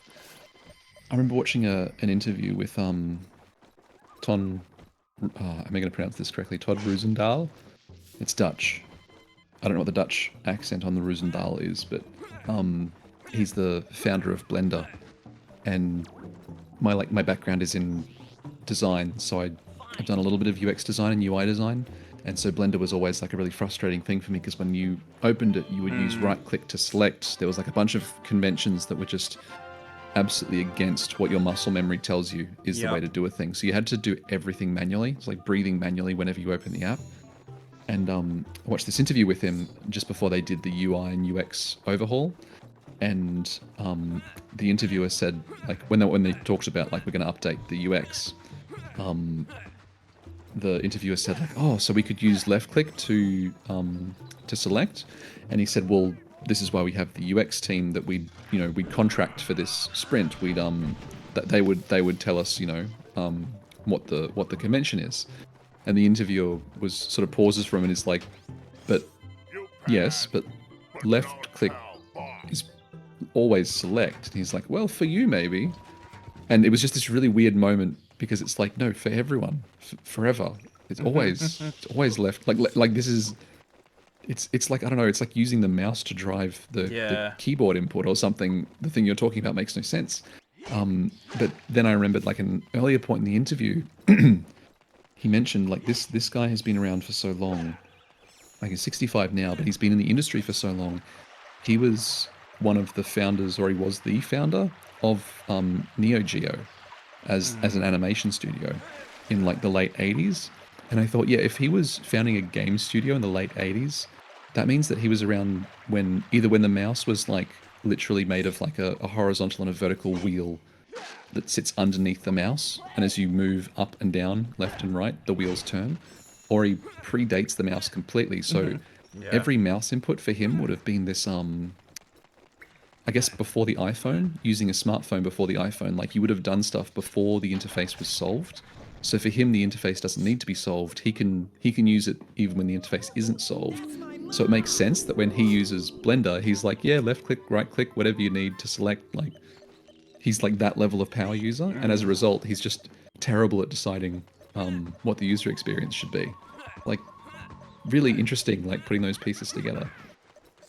Yeah. And also, wanted to segue Blender back in, because we were talking about the Neo Geo. Yeah, that is definitely, like, one of my complaints with Blender. So, like, I learned... When I was first learning how to do 3D stuff, I learned by Maya. So that became, like, my norm for 3D interaction programs. And then when I tried out Blender, because everyone's like, oh, Blender's great, it's perfect, it does this and this and this. I tried it out, and I was just like, I kept accidentally doing so many different things and fucking everything up because of all the different stuff. Yeah. Contact General Pepper so we can get paid. She is gonna be okay, isn't she, Fox? I love that all this is Sure done. you finished down there? The planet's not back together yet. Yeah, this is a weird moment. Fox is just like, we did it, mission complete. And then he's just like, what are you talking about? The planet's still fucked up. What are you... Yeah.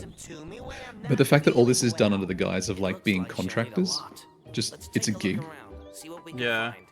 Like your protagonist is just like this merc who's gonna get a couple $100 to do a job that also happens to, you know, result in whether these guys live He's just free. like, yeah, that's good enough. Money, please. Not at all.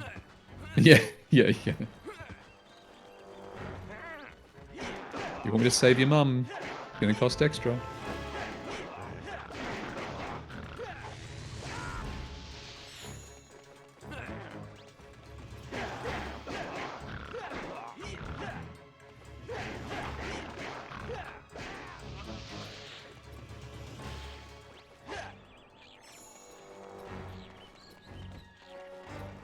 Where'd it go? Oh.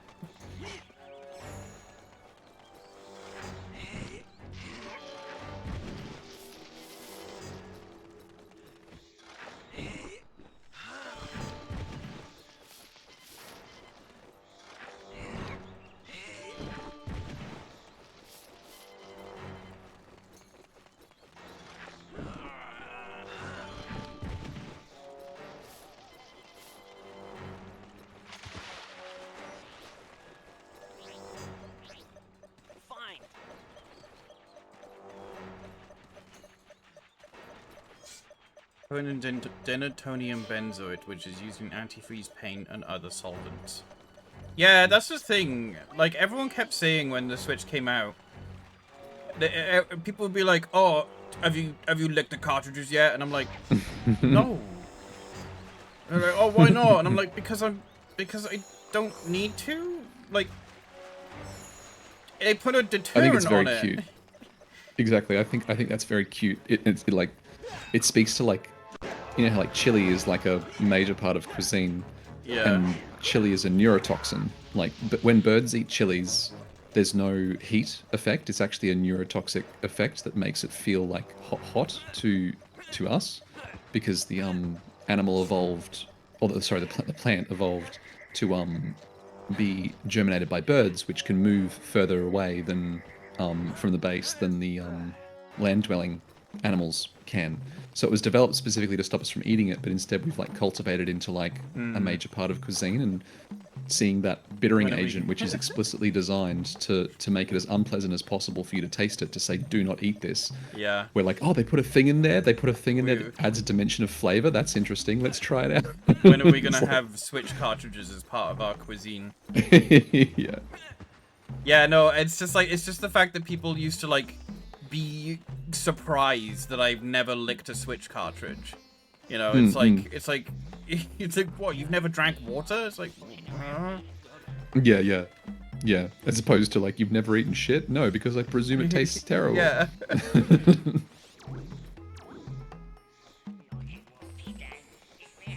Like a dog-coded, it's a dog-coded question. Yeah. Dude, you never eaten shit? It's amazing. Dude, you never sniff someone else's asshole? Yeah, it's such an interesting experience. It's like, I don't want interesting. Yeah. That's too low. No, I don't need business from cheapskates. Get out. There we go. He didn't even want to go one scarab under. You pay this much. Okay, I'll sell it to you. You can give him more money if you want to, but is there a benefit? No. He's just like, okay, I'll sell it to you. Huh. Here we go again. We got capitalized B and D. We had all capital letters as well. No one knows how the Baphomet dad do.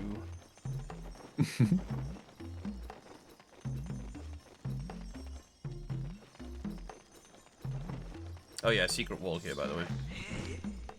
To get free scarabs in his own store. Nice. And then this is like the game room where you can like bet scarabs. to. He just throws them out, and you have to like run around and collect them. So that Furby in a sack basically means we can now carry more Bathon Dads, which they resurrect you if you die, basically. May as well buy all the maps as well. You pay this much. Okay, I'll sell it to you. Gotta go through this for every single map.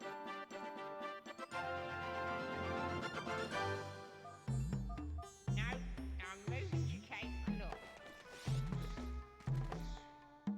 What if I can go down to 3? Pay this much. No, that's too low. No, Oh, that's too low. not even gonna go down to 4 for this one. Okay, I'll sell it to you. God, his facial animation is so good. You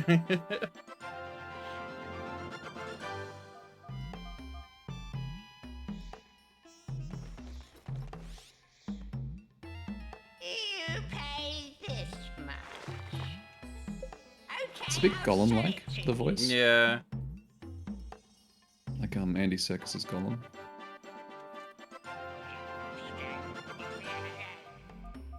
You pay this much. And I'm not I'm not Golluming it up, no. I'll sell it to you. I'll pay this much.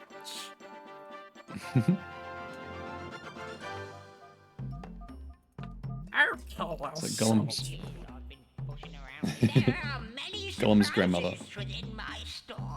I think I turned off the redeem on a day swoosh where I had a sore throat, so I was like, no. You pay this much. Okay, I'll sell it to you. Do you have a sore throat now? No. I thought it... No, that's too low. You pay this much. Okay, I'll sell it to You don't even have to cash it in, I just did it for free. You pay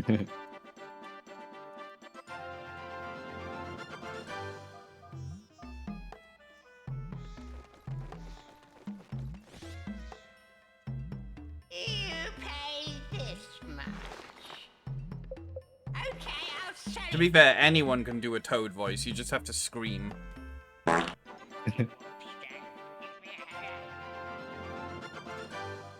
Thank you, Zwoosh. You pay this much. Okay, I'll sell it to you. So what are these pieces? They're just maps for different areas, and they do come in helpful. Because sometimes they can mark stuff that you wouldn't normally notice. So, yeah, basically you don't actually get a map of an area unless you buy it off of this guy.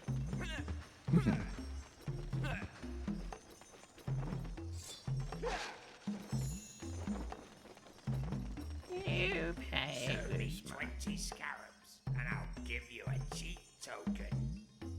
Sounds like a guy from EastEnders. 200 years. Give me 20 scarabs and I'll give you a cheat token. Ain't no hobbits around here. You pay this much. No, that's too low. Okay, I'll sell it to you. Montero, isn't that a Lil Nas X song? I think it is, yeah.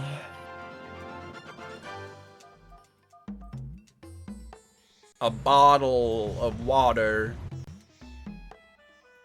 You pay this much. You pay this much. Okay, I'll sell it to you.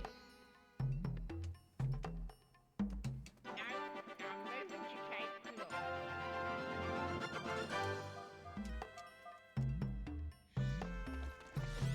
That's all we can afford for now.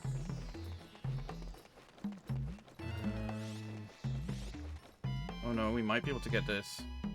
Put that down. Oh. You don't have enough scabs. okay. But I could wait. I could haggle. Yeah. That's the first time I've seen that one. Down!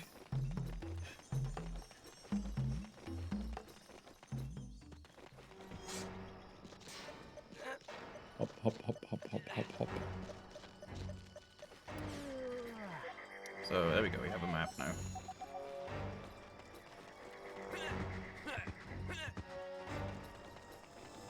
It's really interesting rewatching Monty Python these days. I haven't seen Monty Python since I was like a kid. It's bizarre, hey, because you remember like the sketches that really worked, and some of them hold up okay, a lot of them don't. But when you watch like the actual TV show, you see all the hits and misses mixed together, and my god, it is interesting. Like the pacing is so slow. Like it is an old show now. Still funny, but knowing what some of his cast members. I mean, that's kind of that's kind of the case with a lot of UK. Because like a lot of UK actors, for some reason, are they just fall into like the J.K. Rowling camp, you know? Yeah. It's like J.K. Rowling has spearheaded the fucking stupid bigot celebrities from the UK. It's always been a bit of an issue though. Like I remember Morrissey went full whatever the nationalist group is over there. Yeah. Which was just bizarre to me, like so bizarre, and now Johnny it's just Rotten? totally Oh my inaccessible. God. I haven't heard that in ages. Wasn't he the guy from like Sex Pistols or something? Or one of those? And yeah, I hadn't seen him for a while. I didn't know he was also a fucking knobhead. Which you'd expect otherwise, given that he's from a punk band. Right? Yeah, you think he'd be inoculated. Into a fucking right-wing toolbar? What the hell? Yeah. It does have a conservative lean, yeah. I think also like one kicked his ass out. Oh, okay. Yeah.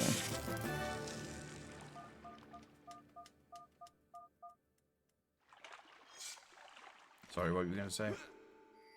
Oh, yeah, no. Not worth talking about negative stuff. Just yeah, it does suck. Yeah, well, I saw that fucking J.K. Rowling was on her. Well, I mean, J.K. Rowling's always on her shit at this point. Like every day she's on her shit. Yeah. But I saw that her recent target is asexuals for some reason. Yeah, it's whatever. She was calling out World Asexual Awareness Day, being like, happy made-up oppression day for people who want other people to know that they don't fancy a shag. And it's like, and I'm like, what is wrong with you? Why do you care? Like, I do feel like there's something influencing folks like this, because it doesn't really make sense for them to care. Like, yeah, some people profit from it, and I get that. Like, some people are like just making money off bad discourse. But when they aren't, it's like, are you doing this for like the joy of being disliked? I don't understand. I think she's doing it for the joy of being backed up by someone. Yeah. You know, because like Twitter is now a place where the shit floats. Well, I mean, it's always kind of floated to the surface. But like now, she can at least guarantee that some other celebrity somewhere will, or someone who has a lot of blue check followers or something like that, they will at least see her shit and be like, yes, I agree. Yeah. Now, Hi, Master, how are you doing? I saw something really nice the other day. And I don't know whether everyone would agree that this is nice, but I feel like it's really nice because discourse is so polluted on the internet at the moment. And there's one of the biggest problems that we have is people can't have a bad take and then go, oh yeah, that was a bad take, and just sort of like walk it back afterwards. It's almost like people feel like they have to commit, like I'm damned anyway, so I might as well commit. But there's this musician that I really love, and I was like starting to read this article about it the other day, and I was like so just heartbroken as it started, because she'd made some anti-trans comment. I can't remember. Oh, it was about puberty blockers. And like basically someone had been talking about puberty blockers on some social media platform, and she just replied as herself with some incendiary thing saying like, you know, these are mixed up kids, and like just, it was a bad take. Like she didn't know what she was talking about, but she sort of had a view anyway. And that's pretty common. Like I know that there's like a bunch of stuff, there's a bunch of opinions that I have that aren't controversial, but that I know are based largely just on trusting what other people have told me, because they're things that don't affect me or that aren't relevant to me. So I try to stay quiet about those things when people are discussing it, because I'm like, I don't know, my voice isn't really worth anything here. I don't have any real insight into this. So like, it's just not a topic that I'm going to talk about unless I need to defend, you know, someone who's marginalized, basically. And anyway, she left this thing, this reply, and everyone was rightly like, oh my god, like seriously, dude, like why would you? And she didn't change her view, because it's her view, but what she said later on, she was like, I've really hurt people with this comment, and that's not what I wanted to do at all. And something that I've realized is that I really don't have a qualified opinion on this. Like, my take is largely just based off, you know, stuff I've heard, stuff I've read. I'm not directly affected. I don't know anyone who's directly affected.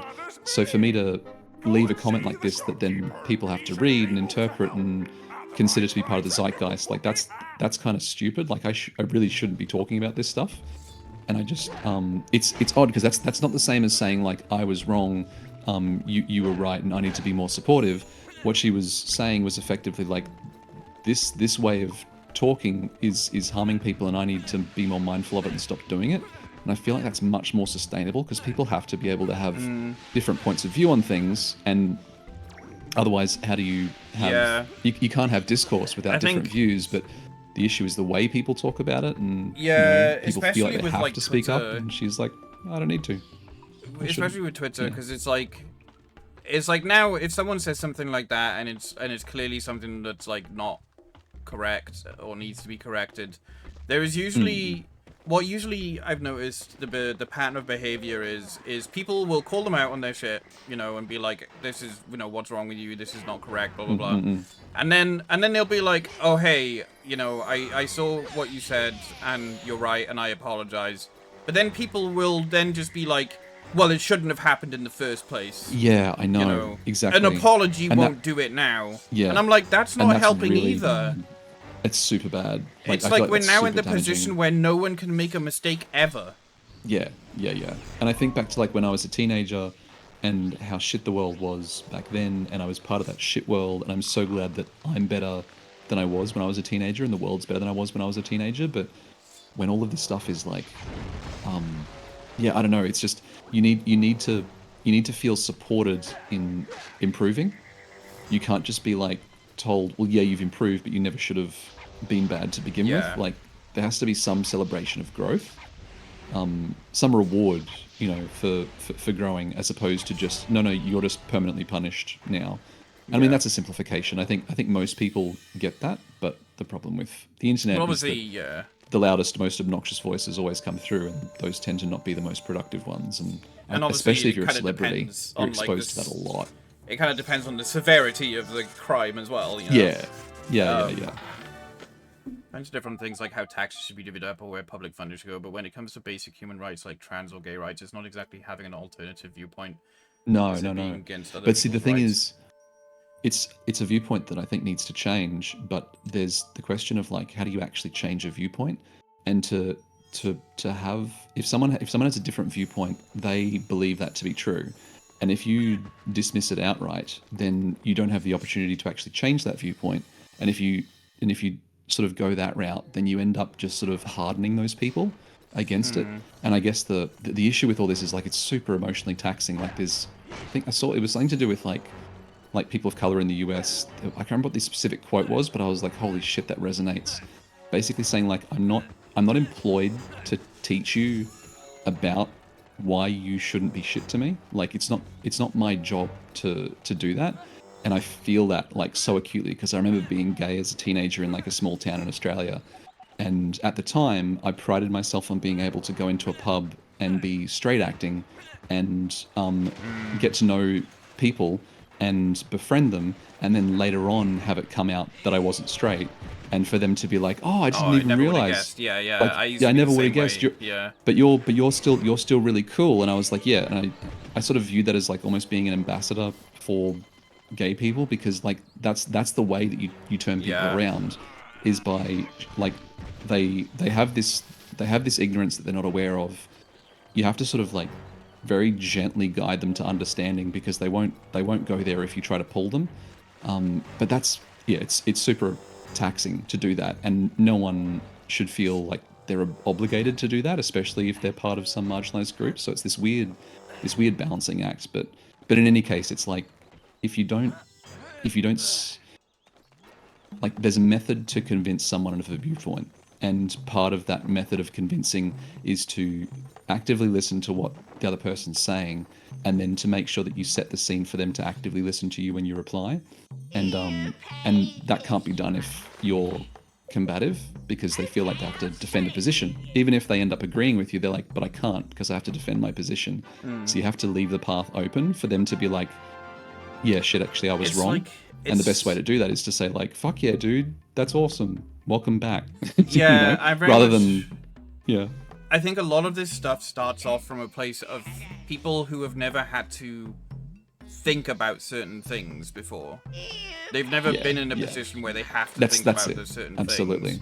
And it's about recognizing that, and then it's like being on the opposite side as someone who does think about those things. It's about not having that knee-jerk reaction of, oh my god, you never thought about this? What's wrong with you? It's no, recognize that it's that they live a different perspective in life, and it's about opening that dialogue. But then there are some people like J.K. Rowling where it's just like, okay, she's there's bad faith in there too. Yeah. But you got to evaluate that, and I guess we evaluate a lot of people as being bad faith when they're just temporarily dumbasses, I guess. Yeah, exactly. Yeah, or that it's stupid. It's a stupid premise or whatever. I say that I used to be transphobic at one point in my life. Someone who's been by blind and pleasant to be good. Actually, that's some of my friends who actually cared about me with trans. Oh no, the thing is Jacko, that because I remember being a similar way, and it was from a fear of never really thinking about that kind of stuff growing up. I thought about being gay because I was gay, but like, I remember when I was in a really deep, dark depression at the time, and I was like struggling with like a lot of OCD and a lot of stuff, and I had this thought in my head that was like, what if I can only be happy if I'm a girl, you know? And that scared me, and it made me, it never made me like be like outright transphobic or anything like that, but you know, it did make me used to be like, no, I don't want that, I don't want to think that, etc. And then eventually I grew up and I learned a lot of different people with a lot of different backgrounds, and I was like, oh, that was kind of stupid of me, you know? If I was happy, if it turns out I would be happier as a girl, that is something I would probably feel more, you know? Yeah, I guess, you saw the logic. And also, it wouldn't even be a bad thing, you know? It's not a bad thing. It's just recognizing your own happiness in life. Yeah. But so like that kind of stuff, I think it's, again, there's people who have never had to think about those kinds of things, and some of those thoughts might be something that is scary for them to think about, depending on the person. Well, there's other things too, like the group that you're in. Like you think about some people who are very deep into religious groups. Yeah, their exactly, entire I want to say friendship, so support network, like all the people that support them in life hold a certain viewpoint, and some of them are very, very polarized. So if you threaten that worldview with like an argument that to them actually seems quite logical, then that would surely send you into a panic where it's like, I need to run from this because I'll lose my connections. So it's like there's so much tied up in it that like it really needs to be. There needs to be a lot of room for matriculation when people grow. And right now I feel like there's definitely some people out there who are like, if you aren't born fully formed, then you're never part of the group. Yeah. You're never really part of the group, and it's like, I don't know. I remember seeing it worded one way when I was looking some stuff up of like, there are people that care way more about what you can do wrong than what you can do right. Yeah, yeah. And in the same sense that there are some people like J.K. Rowling posting shit in bad faith, knowing that she's doing it just to get a reaction, there are also some people that when they pile on to someone who's done something wrong, they're also doing it out of a sense of, I just want to be correct about this thing, you know? Yeah, yeah, yeah. I want to What's show that the coming out of that world. I think it was a firefly. Oh god. It's like a snow or something? Oh, is this a cold room? Oh, those are icicles, I see. Oh yeah, it's like meant to be a fridge. Yeah, it's like a refrigerator. Oh yeah, because it's the food for the area. eggs, sure. Yeah. Funny. So what are we up to in this game? So I now I had to get a lantern so that the dinosaur will move out the way. I'm pretty sure it's one of those situations where it's like you don't really need a lantern, but the game won't let you progress until you buy it. Sure, sure. But we need to get white scarabs to make Tricky's mother not ill, I guess. Yeah, okay. Not white scarabs, white It's mushrooms. funny when you enter this beautiful field in the middle of the day, and the music is so ominous. Yeah, it's because it's meant to be like, oh, it's a stressful situation. Tricky's mother is dying, you know. But it doesn't really contextualize it very well. Yeah.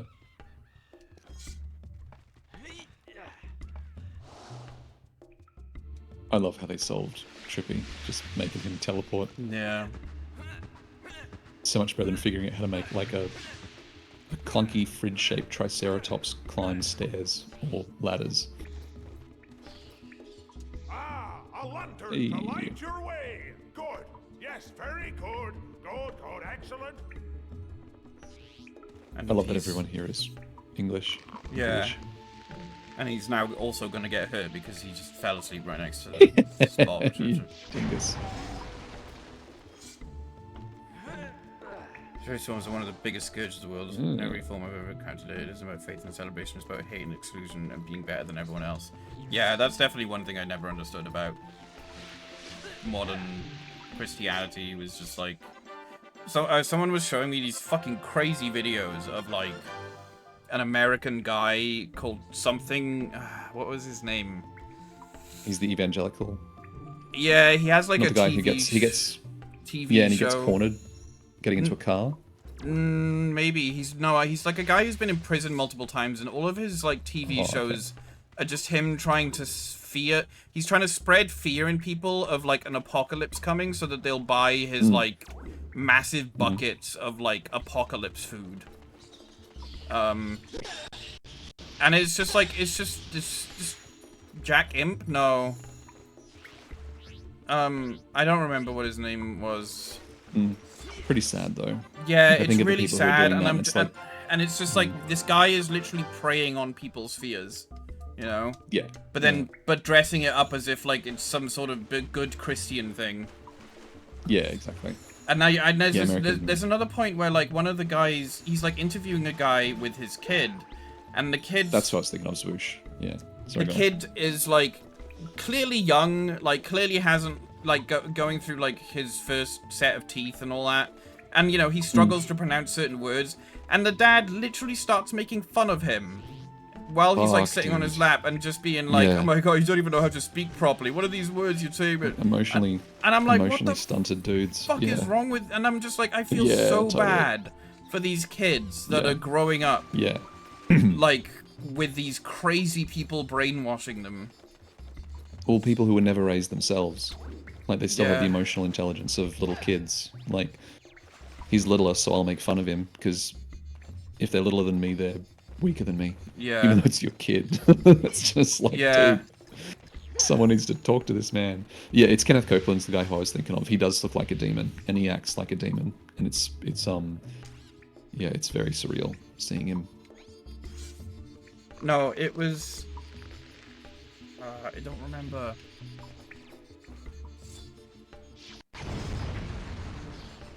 Oh, neat. No. It's like some crazy old guy, and he's been like arrested multiple Jesus Camp. times and stuff. I think Jesus Camp is the doco you're talking about, Zwoosh. I never watched it. I was like, there's I know what's in it. It's like who's that interviewer who he interviews like really, really interesting but dangerous people. And sometimes I see like a topic that he's interviewing on. I'm like, I don't need to be exposed to like that level of Yeah. Yeah. Yeah, I'm glad that I was never around that. It's funny too, because like my mum was a nun before she met my dad. She was in the convent, but she's a very socially conscientious person. And I remember her talking about like the point where she became less religious was after Vatican II, when the Pope and everybody sort of were coming up with a bunch of new rules, like, you know, figuring out like how things should be changing in the church and how they should stay up to date. And they decided that contraception was still against the sort of the faith. And Mum was just sort of like, oh, these guys really have kind of lost the plot. I don't think to quite that extent, but I think that was where she sort of started to doubt that maybe it was what she'd sort of grown up to think of. But as a result of like her being so religious, we were all raised like religious, but we were also raised compassionately. And it's so bizarre looking at some of this evangelical stuff where compassion is not part of it.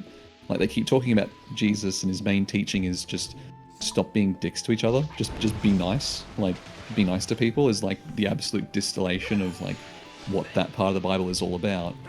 And yet they're like so selfish and cruel, and it's like, like your brain is just not working. Like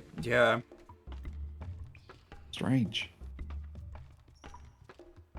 So glad that I don't live in that sort of world. It must be a really small world when the logic is so deeply flawed. You wouldn't be able to look at a lot of the world and understand it. And the thing is, no I context to put it in.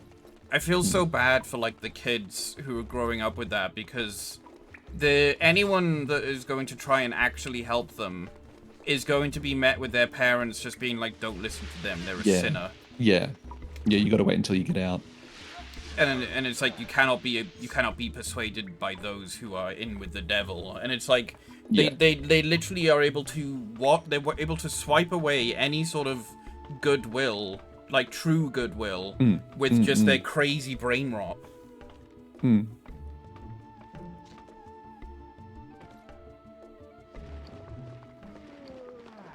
no, yeah, the kids don't know any better. Yeah, that's why I just think that it's upon the parents themselves that they are just truly awful people. Yeah.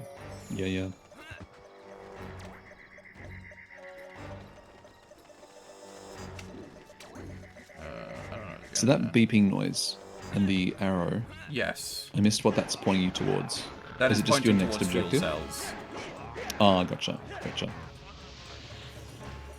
Of which I don't remember how to get to those ones, but maybe the map will show.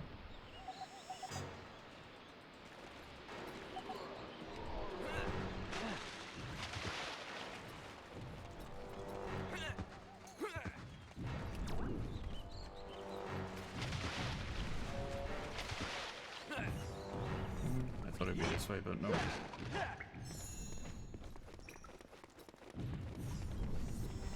Nobody ever brings me gifts anymore.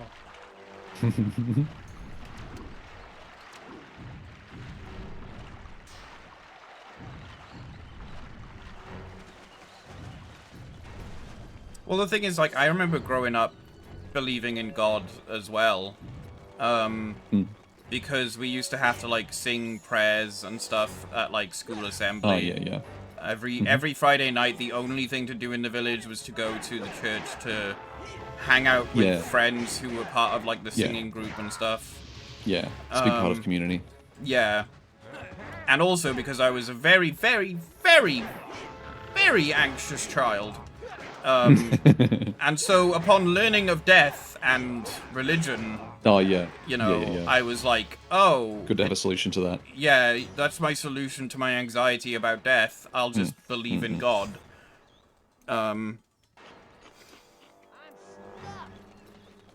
So eventually I kind of grew out of that when I realized I was gay and was like, if being gay equals bad, why would God make me gay?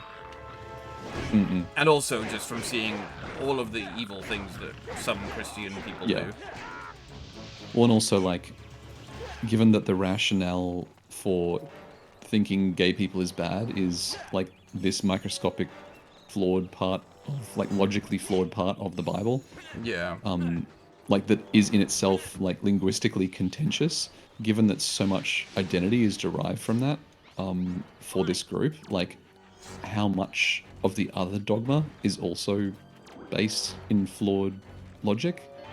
It's like you basically have to become a theologian to figure out what parts are well supported and what parts aren't, because there's so much what's the term? There's so much like cultural pollution to it. Like we want to dislike this group. Like we need to dislike a group and put a group below us.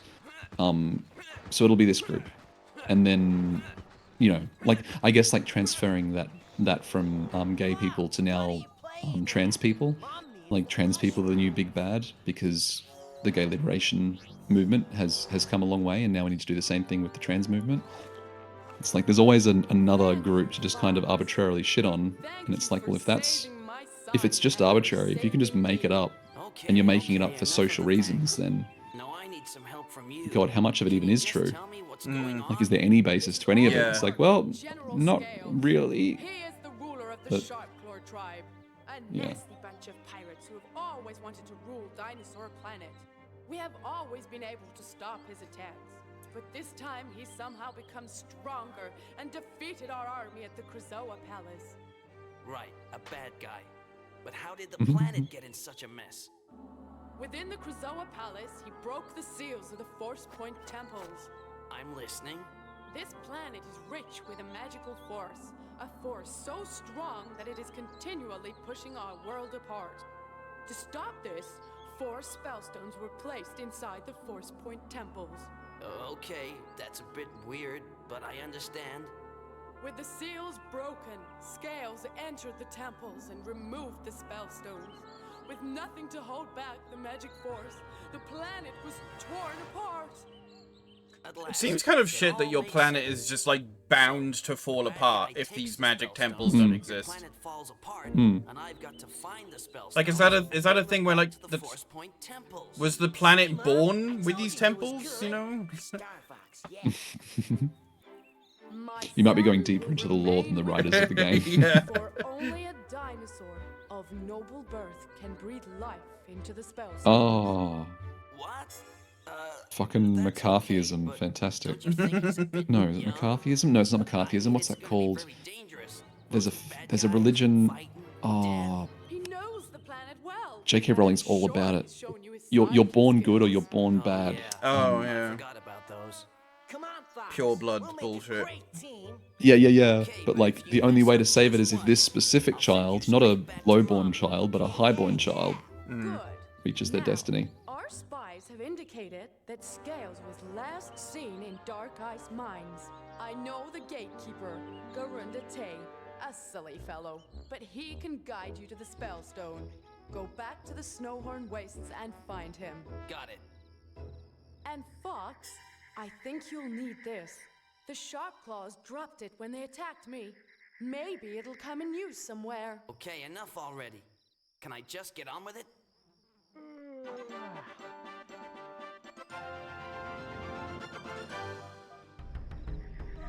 No, it's not predestination. There's like, it's named after a person. There's a specific form of like, I think it's linked to Christianity, but it basically says like some people are intrinsically good and some people are intrinsically bad. And you see it in some writing. Like you'll see some writers will have characters who are just coded as the good guy and coded as the bad guy. And that never changes over the course of Calvinism. That's it, Calvinism. So I saw this really good article that really helped me understand like J.K. Rowling's mind rot, among other things, but also just the sort of conservative mind rot. And it, when you understand Calvinism, it makes a lot more sense. Like if someone holds this view that some people are intrinsically good and some people are intrinsically bad, then it's like, well, obviously I'm intrinsically good. Yeah. And what that means, right, is if I do bad things, that doesn't matter because I'm a good guy. And if a bad guy, someone who I've identified as a bad guy, does good things, that also is of no relevance because they're still a bad guy. Whereas for most people, I would hope, there's a meritocracy to existence, right? If you do, like, say you're a shit person as a teenager and you treat people terribly and you're going through a rough patch, and then as an adult you sort of learn from that and you become someone who's very kind and compassionate, then what you are is a kind and compassionate person. You know, every action you take is a vote in favor of the person that you want to be. And so you change over the course of your life into a better person, a worse person, and you see that in good books. You see that in like character arcs, because characters will start off with, you know, like if it's a negative character arc, a positive character arc, they'll start off with like a very warped worldview or with some like poor preconceptions or ignorance or whatever else, and you see that in their actions, and then you see their actions change as they experience more of the world and they transform into a better person. But what you see in Harry Potter, there's like a few like really telling lines in Harry Potter where Harry does things that are completely immoral, like very unethical things. But the way that the narrative is delivered indicates like it's okay that he did this because remember, he's a good guy. And you see that sometimes in like simplistic narratives where like the good guy needs to do something morally ambiguous to progress the plot. But how do you do that with them still being a good guy? And so you have to sort of figure out how to write that.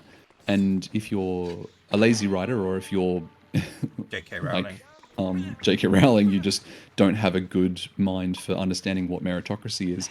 You just say, oh, but the good guy did it. So remember, like, he wouldn't have done it for the wrong reasons. Like, you know, it'd be perfectly fine for Harry Potter to be the head of a fascist society because he's a good guy, remember? Like, it's sort of this, it's hard to kind of intuitively understand, but when you know that that's the view that some people have, it starts to make a lot more sense why they look at some people as being intrinsically unredeemable, and also why they would protect people who are doing shitty things, like unforgivable things. They still protect them. It's like, yeah, but I've identified them as a good guy. So whatever they're doing now is, like, it's neither here nor there, because remember, they're a good guy. It's, yeah, it was really helpful for understanding that. Yeah, that's definitely makes sense with J.K. Rowling's writings. Also, like, the thing with J.K. Rowling as well is attributing good and bad people to attractive and ugly people. Yeah, like, yeah, you know, very if similar. if you're fat, you know, or you're so skinny and wrinkly, you know, you are a bad character. If you're ugly and oily skin, you're a bad character. That's an evangelical thing too. Yeah. Specifically, there's like one Pentecostal. There's this. We had one of our prime ministers was Pentecostal, and it really showed in the way that he acted. Because one of the views that's held is, if you are a good person, if you are one of the good guys, then good things will happen to you. And the implication of that is, if bad things are happening to you, it must be because you're a bad person. Which is really convenient if you're, you know, the ruling class rich person and you want to feel better about the fact that you get, you know, you can be as greedy as you want then, right? Because you're not greedy, it's just that you deserve it. Like, the fact that you've got more must mean that you are more deserving. It's a really good way to absolve yourself of guilt. Yeah. Yeah. Yeah, I remember I started watching that video, Zwoosh, but I didn't finish it. What was the name? What's his, like, handle name? Because I know him as, like, Sean the Skeleton Guy, but I don't know what his actual, like, YouTube handle is. Sean? Is it you just Sean? Nice. I think he, like, responded to one of my no, or, like, he liked one of my posts on Blue Sky, I think, and I was like, oh, okay, Sean's into some furry shit or something.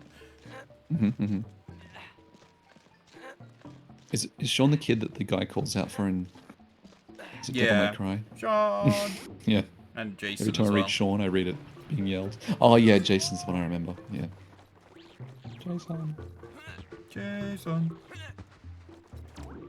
This. Oh, I maybe should jump on that.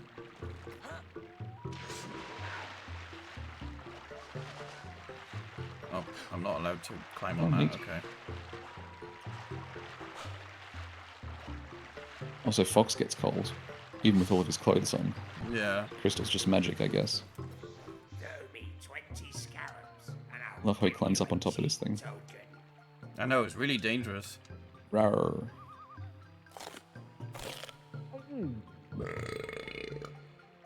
Good old Rareware. Idly wagging his tail. You can't have a Rareware interaction with a character that eats something who doesn't immediately burp afterwards.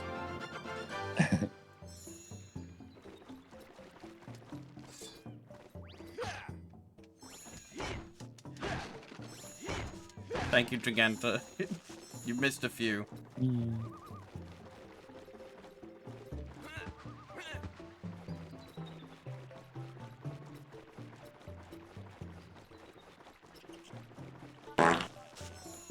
thank you, Zwoosh. What the? Oh my god.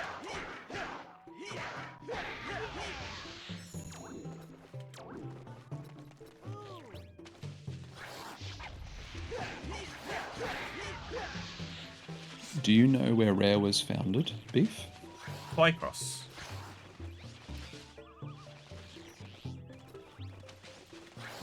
Fine. Oh, he's not going to do it because of all the enemies. Yeah, they reference Twycross in a few of their games. They like have like Twycross England on like some boxes in Banjo-Kazooie and stuff. Oh, cute. Do you know their original name? Yes, but I can't remember now. It was something very like meta. Like jump the game or something like that. Ultimate play the game, that's it, yeah. There's something near. Find.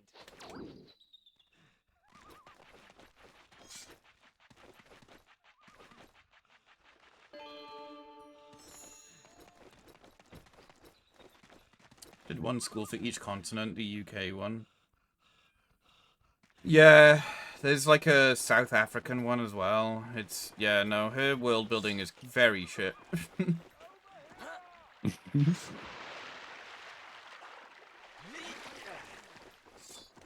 In so fact that all of her world building was basically done after she had finished writing the books.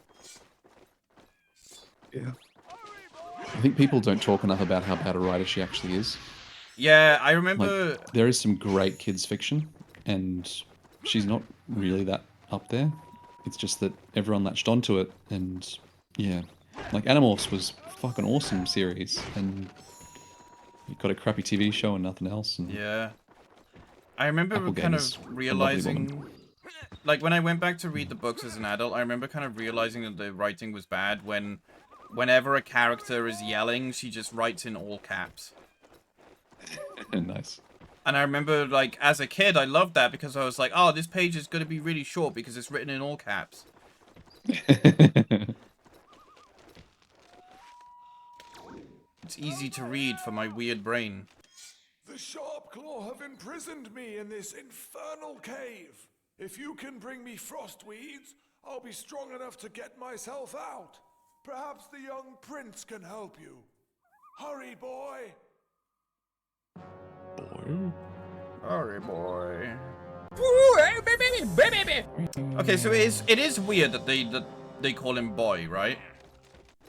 Because I'm not sure if that's a Britishism. Like, he's super old. Well, but, yeah, boy is very. I mean, it's racist in the US, I know. Well, that's the thing. Like, so there was this, but I also thought it was kind of shit. Yeah, there was.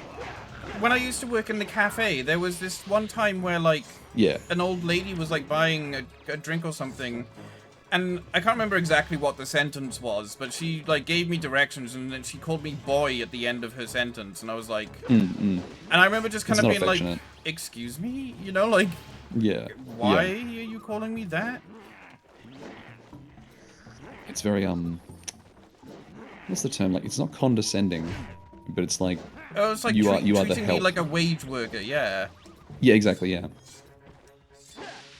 And I remember just kind of being like flabbergasted. If there's a lot of moments in my life I wish I could go back to and like respond differently. No, you know, like some circumstances. Like every day of school.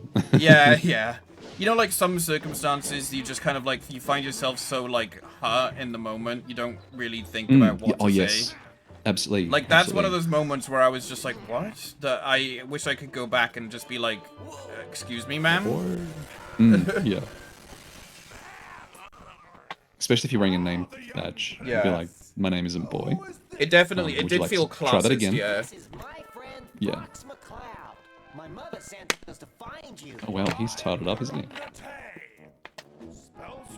I have... We're looking for a spell Oh, it's gone crunchy. Is that chugging a bit for you? Yeah. Yeah. It doesn't like this cutscene for He's some so reason. big. Yeah. Gatekeeper to guard the land from which a spellstone is forged. General Scales took the spellstone and discovered that I was a gatekeeper. He gave me an ultimatum. Allow It was a him really to interesting... take the spellstone back into I suppose the I should read sacred this. land, or he would destroy my tribe. I could not risk the safety of the entire planet, so I refused to help. My daughter did not think this way, and so to save the tribe, she opened the gateway herself.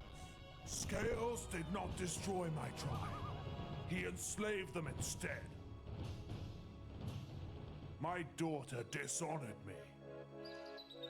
You must search for the spellstone within Dark Ice Mines and return it to the Volcano Force Point Temple. Only then will the spellstone's power be returned.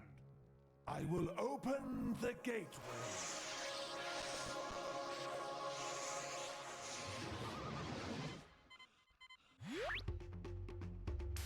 Come back when you need me. Slippy, over and out. Thank you, Slippy. Hi, Rye. How you doing?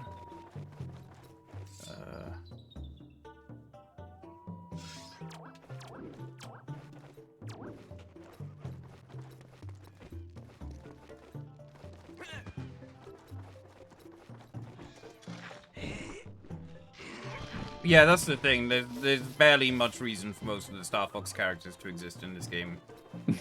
They just kind of do.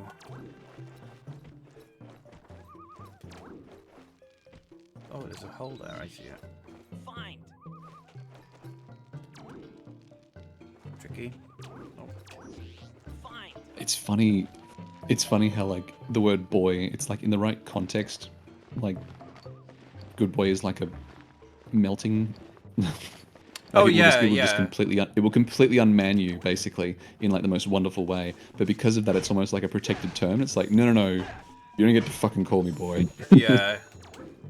That ain't the relationship we have. Yeah, exactly. And I don't want that word to feel the way that you're making it feel. Yeah, and so that's how I felt with this random old lady calling me boy. I was just like, you fucking excuse me.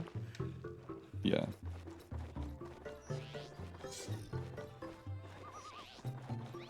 Yeah, it's funny how that, like, I guess because when you're being called boy, it is a there's got to be a word for this. It's not necessarily demeaning. It just makes you're a smaller person. You're not necessarily secondary or inferior. It's just that you're kind of like, it's that person basically saying, I'm taking the lead here. Yeah. And that can be really nice. But it can also be really shit. I think especially with the context of, like, I was finishing with, like, her transaction, and so it basically came across as, like, oh yes, you'll, like, bring it to our table, boy. And I was just, like, I was so, like, actually just, like, what the fuck?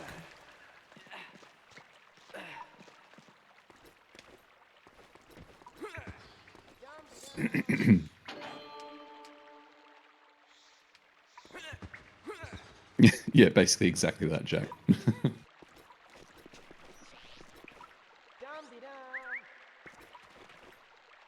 Yeah, that's the thing. It entirely depends on the person and the intonation with it. Well, there's a whole thing of that where, like, it's not so much, it's sort of like a playful disrespect when friends call, like, it's a playful teasing disrespect. Yeah. And you really need to know that the person who's saying it has respect for you before they can say it and it be fun. Because otherwise people could say it and then just be like, yeah, I don't respect this person. So you need to know that respect is there before it comes out. Every time. I'm Reaching with genuinely like, gatekeeping dickhead. I don't even need these fuel cells really, but I'm just like so. I'm Yeah. like, how do I get to Is it these later in the rooms? game? I don't know. But I'm thinking it might be a hole like that one that Tricky just dug that I haven't spotted.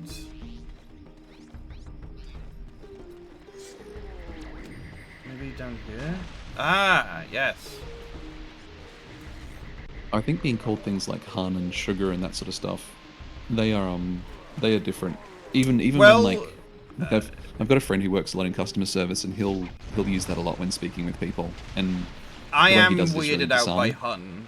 Yeah, no, Hmm. like I understand that hun is just a thing in some people's dialogue that like is a casual thing that they don't mean anything by, but to me it's a very personal word that I don't use much nor have used much against me.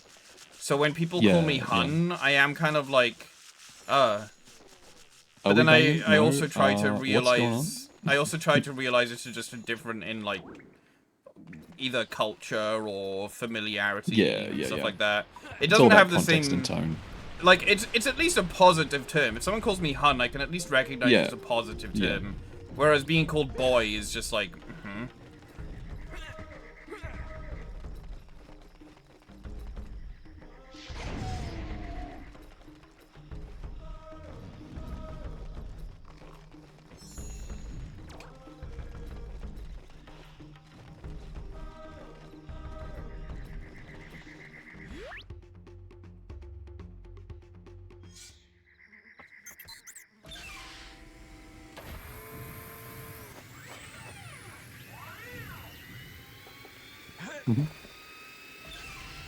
Those are some over-engineered steps. Yeah. But Tricky has his own little dinosaur compartment. Dog box.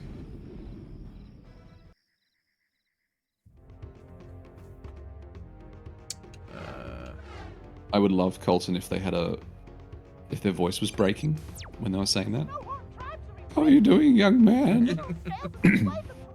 Like mid-teens. Oh, jeez, Rick, how are you doing, young man? You'll figure it out, champ. Fly through 3 gold rings to open the gatekeeper's force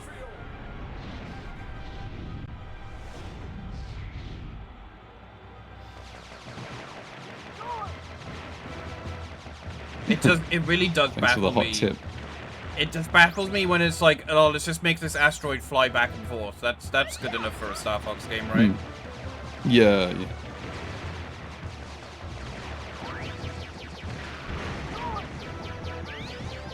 Because then you also have these enemies that are just like, what are they? Oh, they're just generic Starfox enemies. It's like, okay, but then why are we here? Why are they fighting me? They're clearly not like General Scales' army.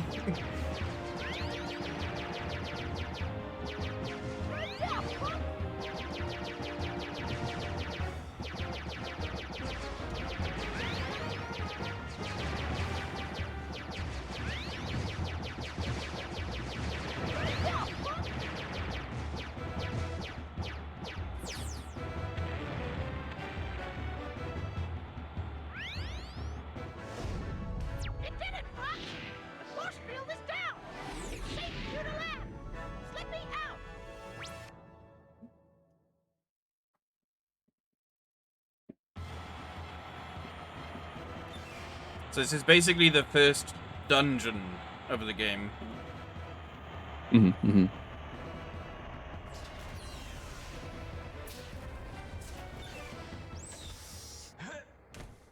It was supposed to be Dinosaur Planet on the N64.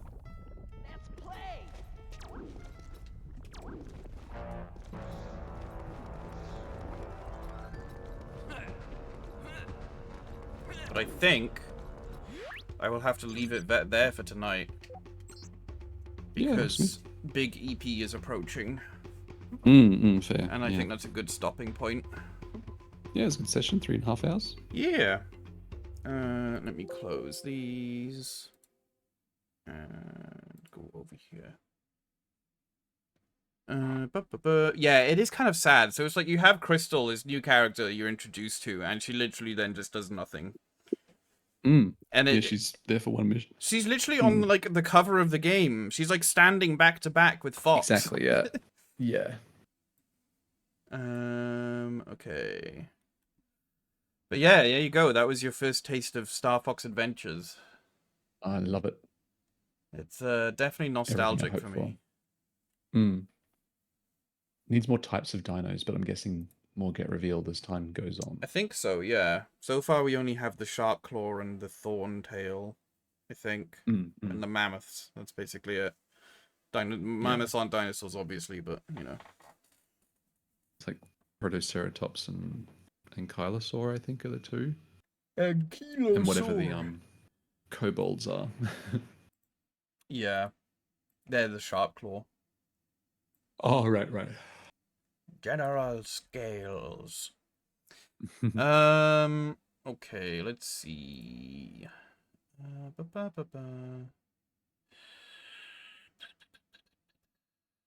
We could go say hello to Raskus. What's Raskus doing? He's doing art. Is he doing art of? He's doing some 3D animation stuff. He has been going for 4 hours, so he might finish soon. Ryder's been going for 3 hours. Okay, what about Snowy? How long has Snowy been going? Snowy's been going 36 minutes, so we could go say hello to Snowy. We don't get to raid Snowy very often. Okay, we're gonna go say hello to Snowy. Snowy Fluff. Thank you for joining me, Vurt. I appreciate it very much, especially with it being like crack of the dawn for you. No, it's been a nice way to get up. Finish my coffee now, I can start my day. Yeah, I need to flop in bed, but we can figure out. I can probably do like Telegram messages to figure out the next time to do this. Sounds good. I'll probably go pretty soon, like a week from now if you want, but we'll figure it out. Yeah, that sounds good. I think that's about it. Might even try for the same time next week. Yeah, that works for me. Because it's story driven, so I figure if anyone wants to just like watch it from start to finish, if they're free for this time, they might be free for the next one. Yeah, that's pretty good. Pretty good method. Yeah, that's usually what I try to aim to do. I try to do like Wednesdays Halo, Fridays Monster Hunter, so like people can generally tune in on those days when they want to watch the particular thing. But yes, have a good night, everyone. We'll see you next time. Keep an eye on Telegram, Discord, all that stuff, and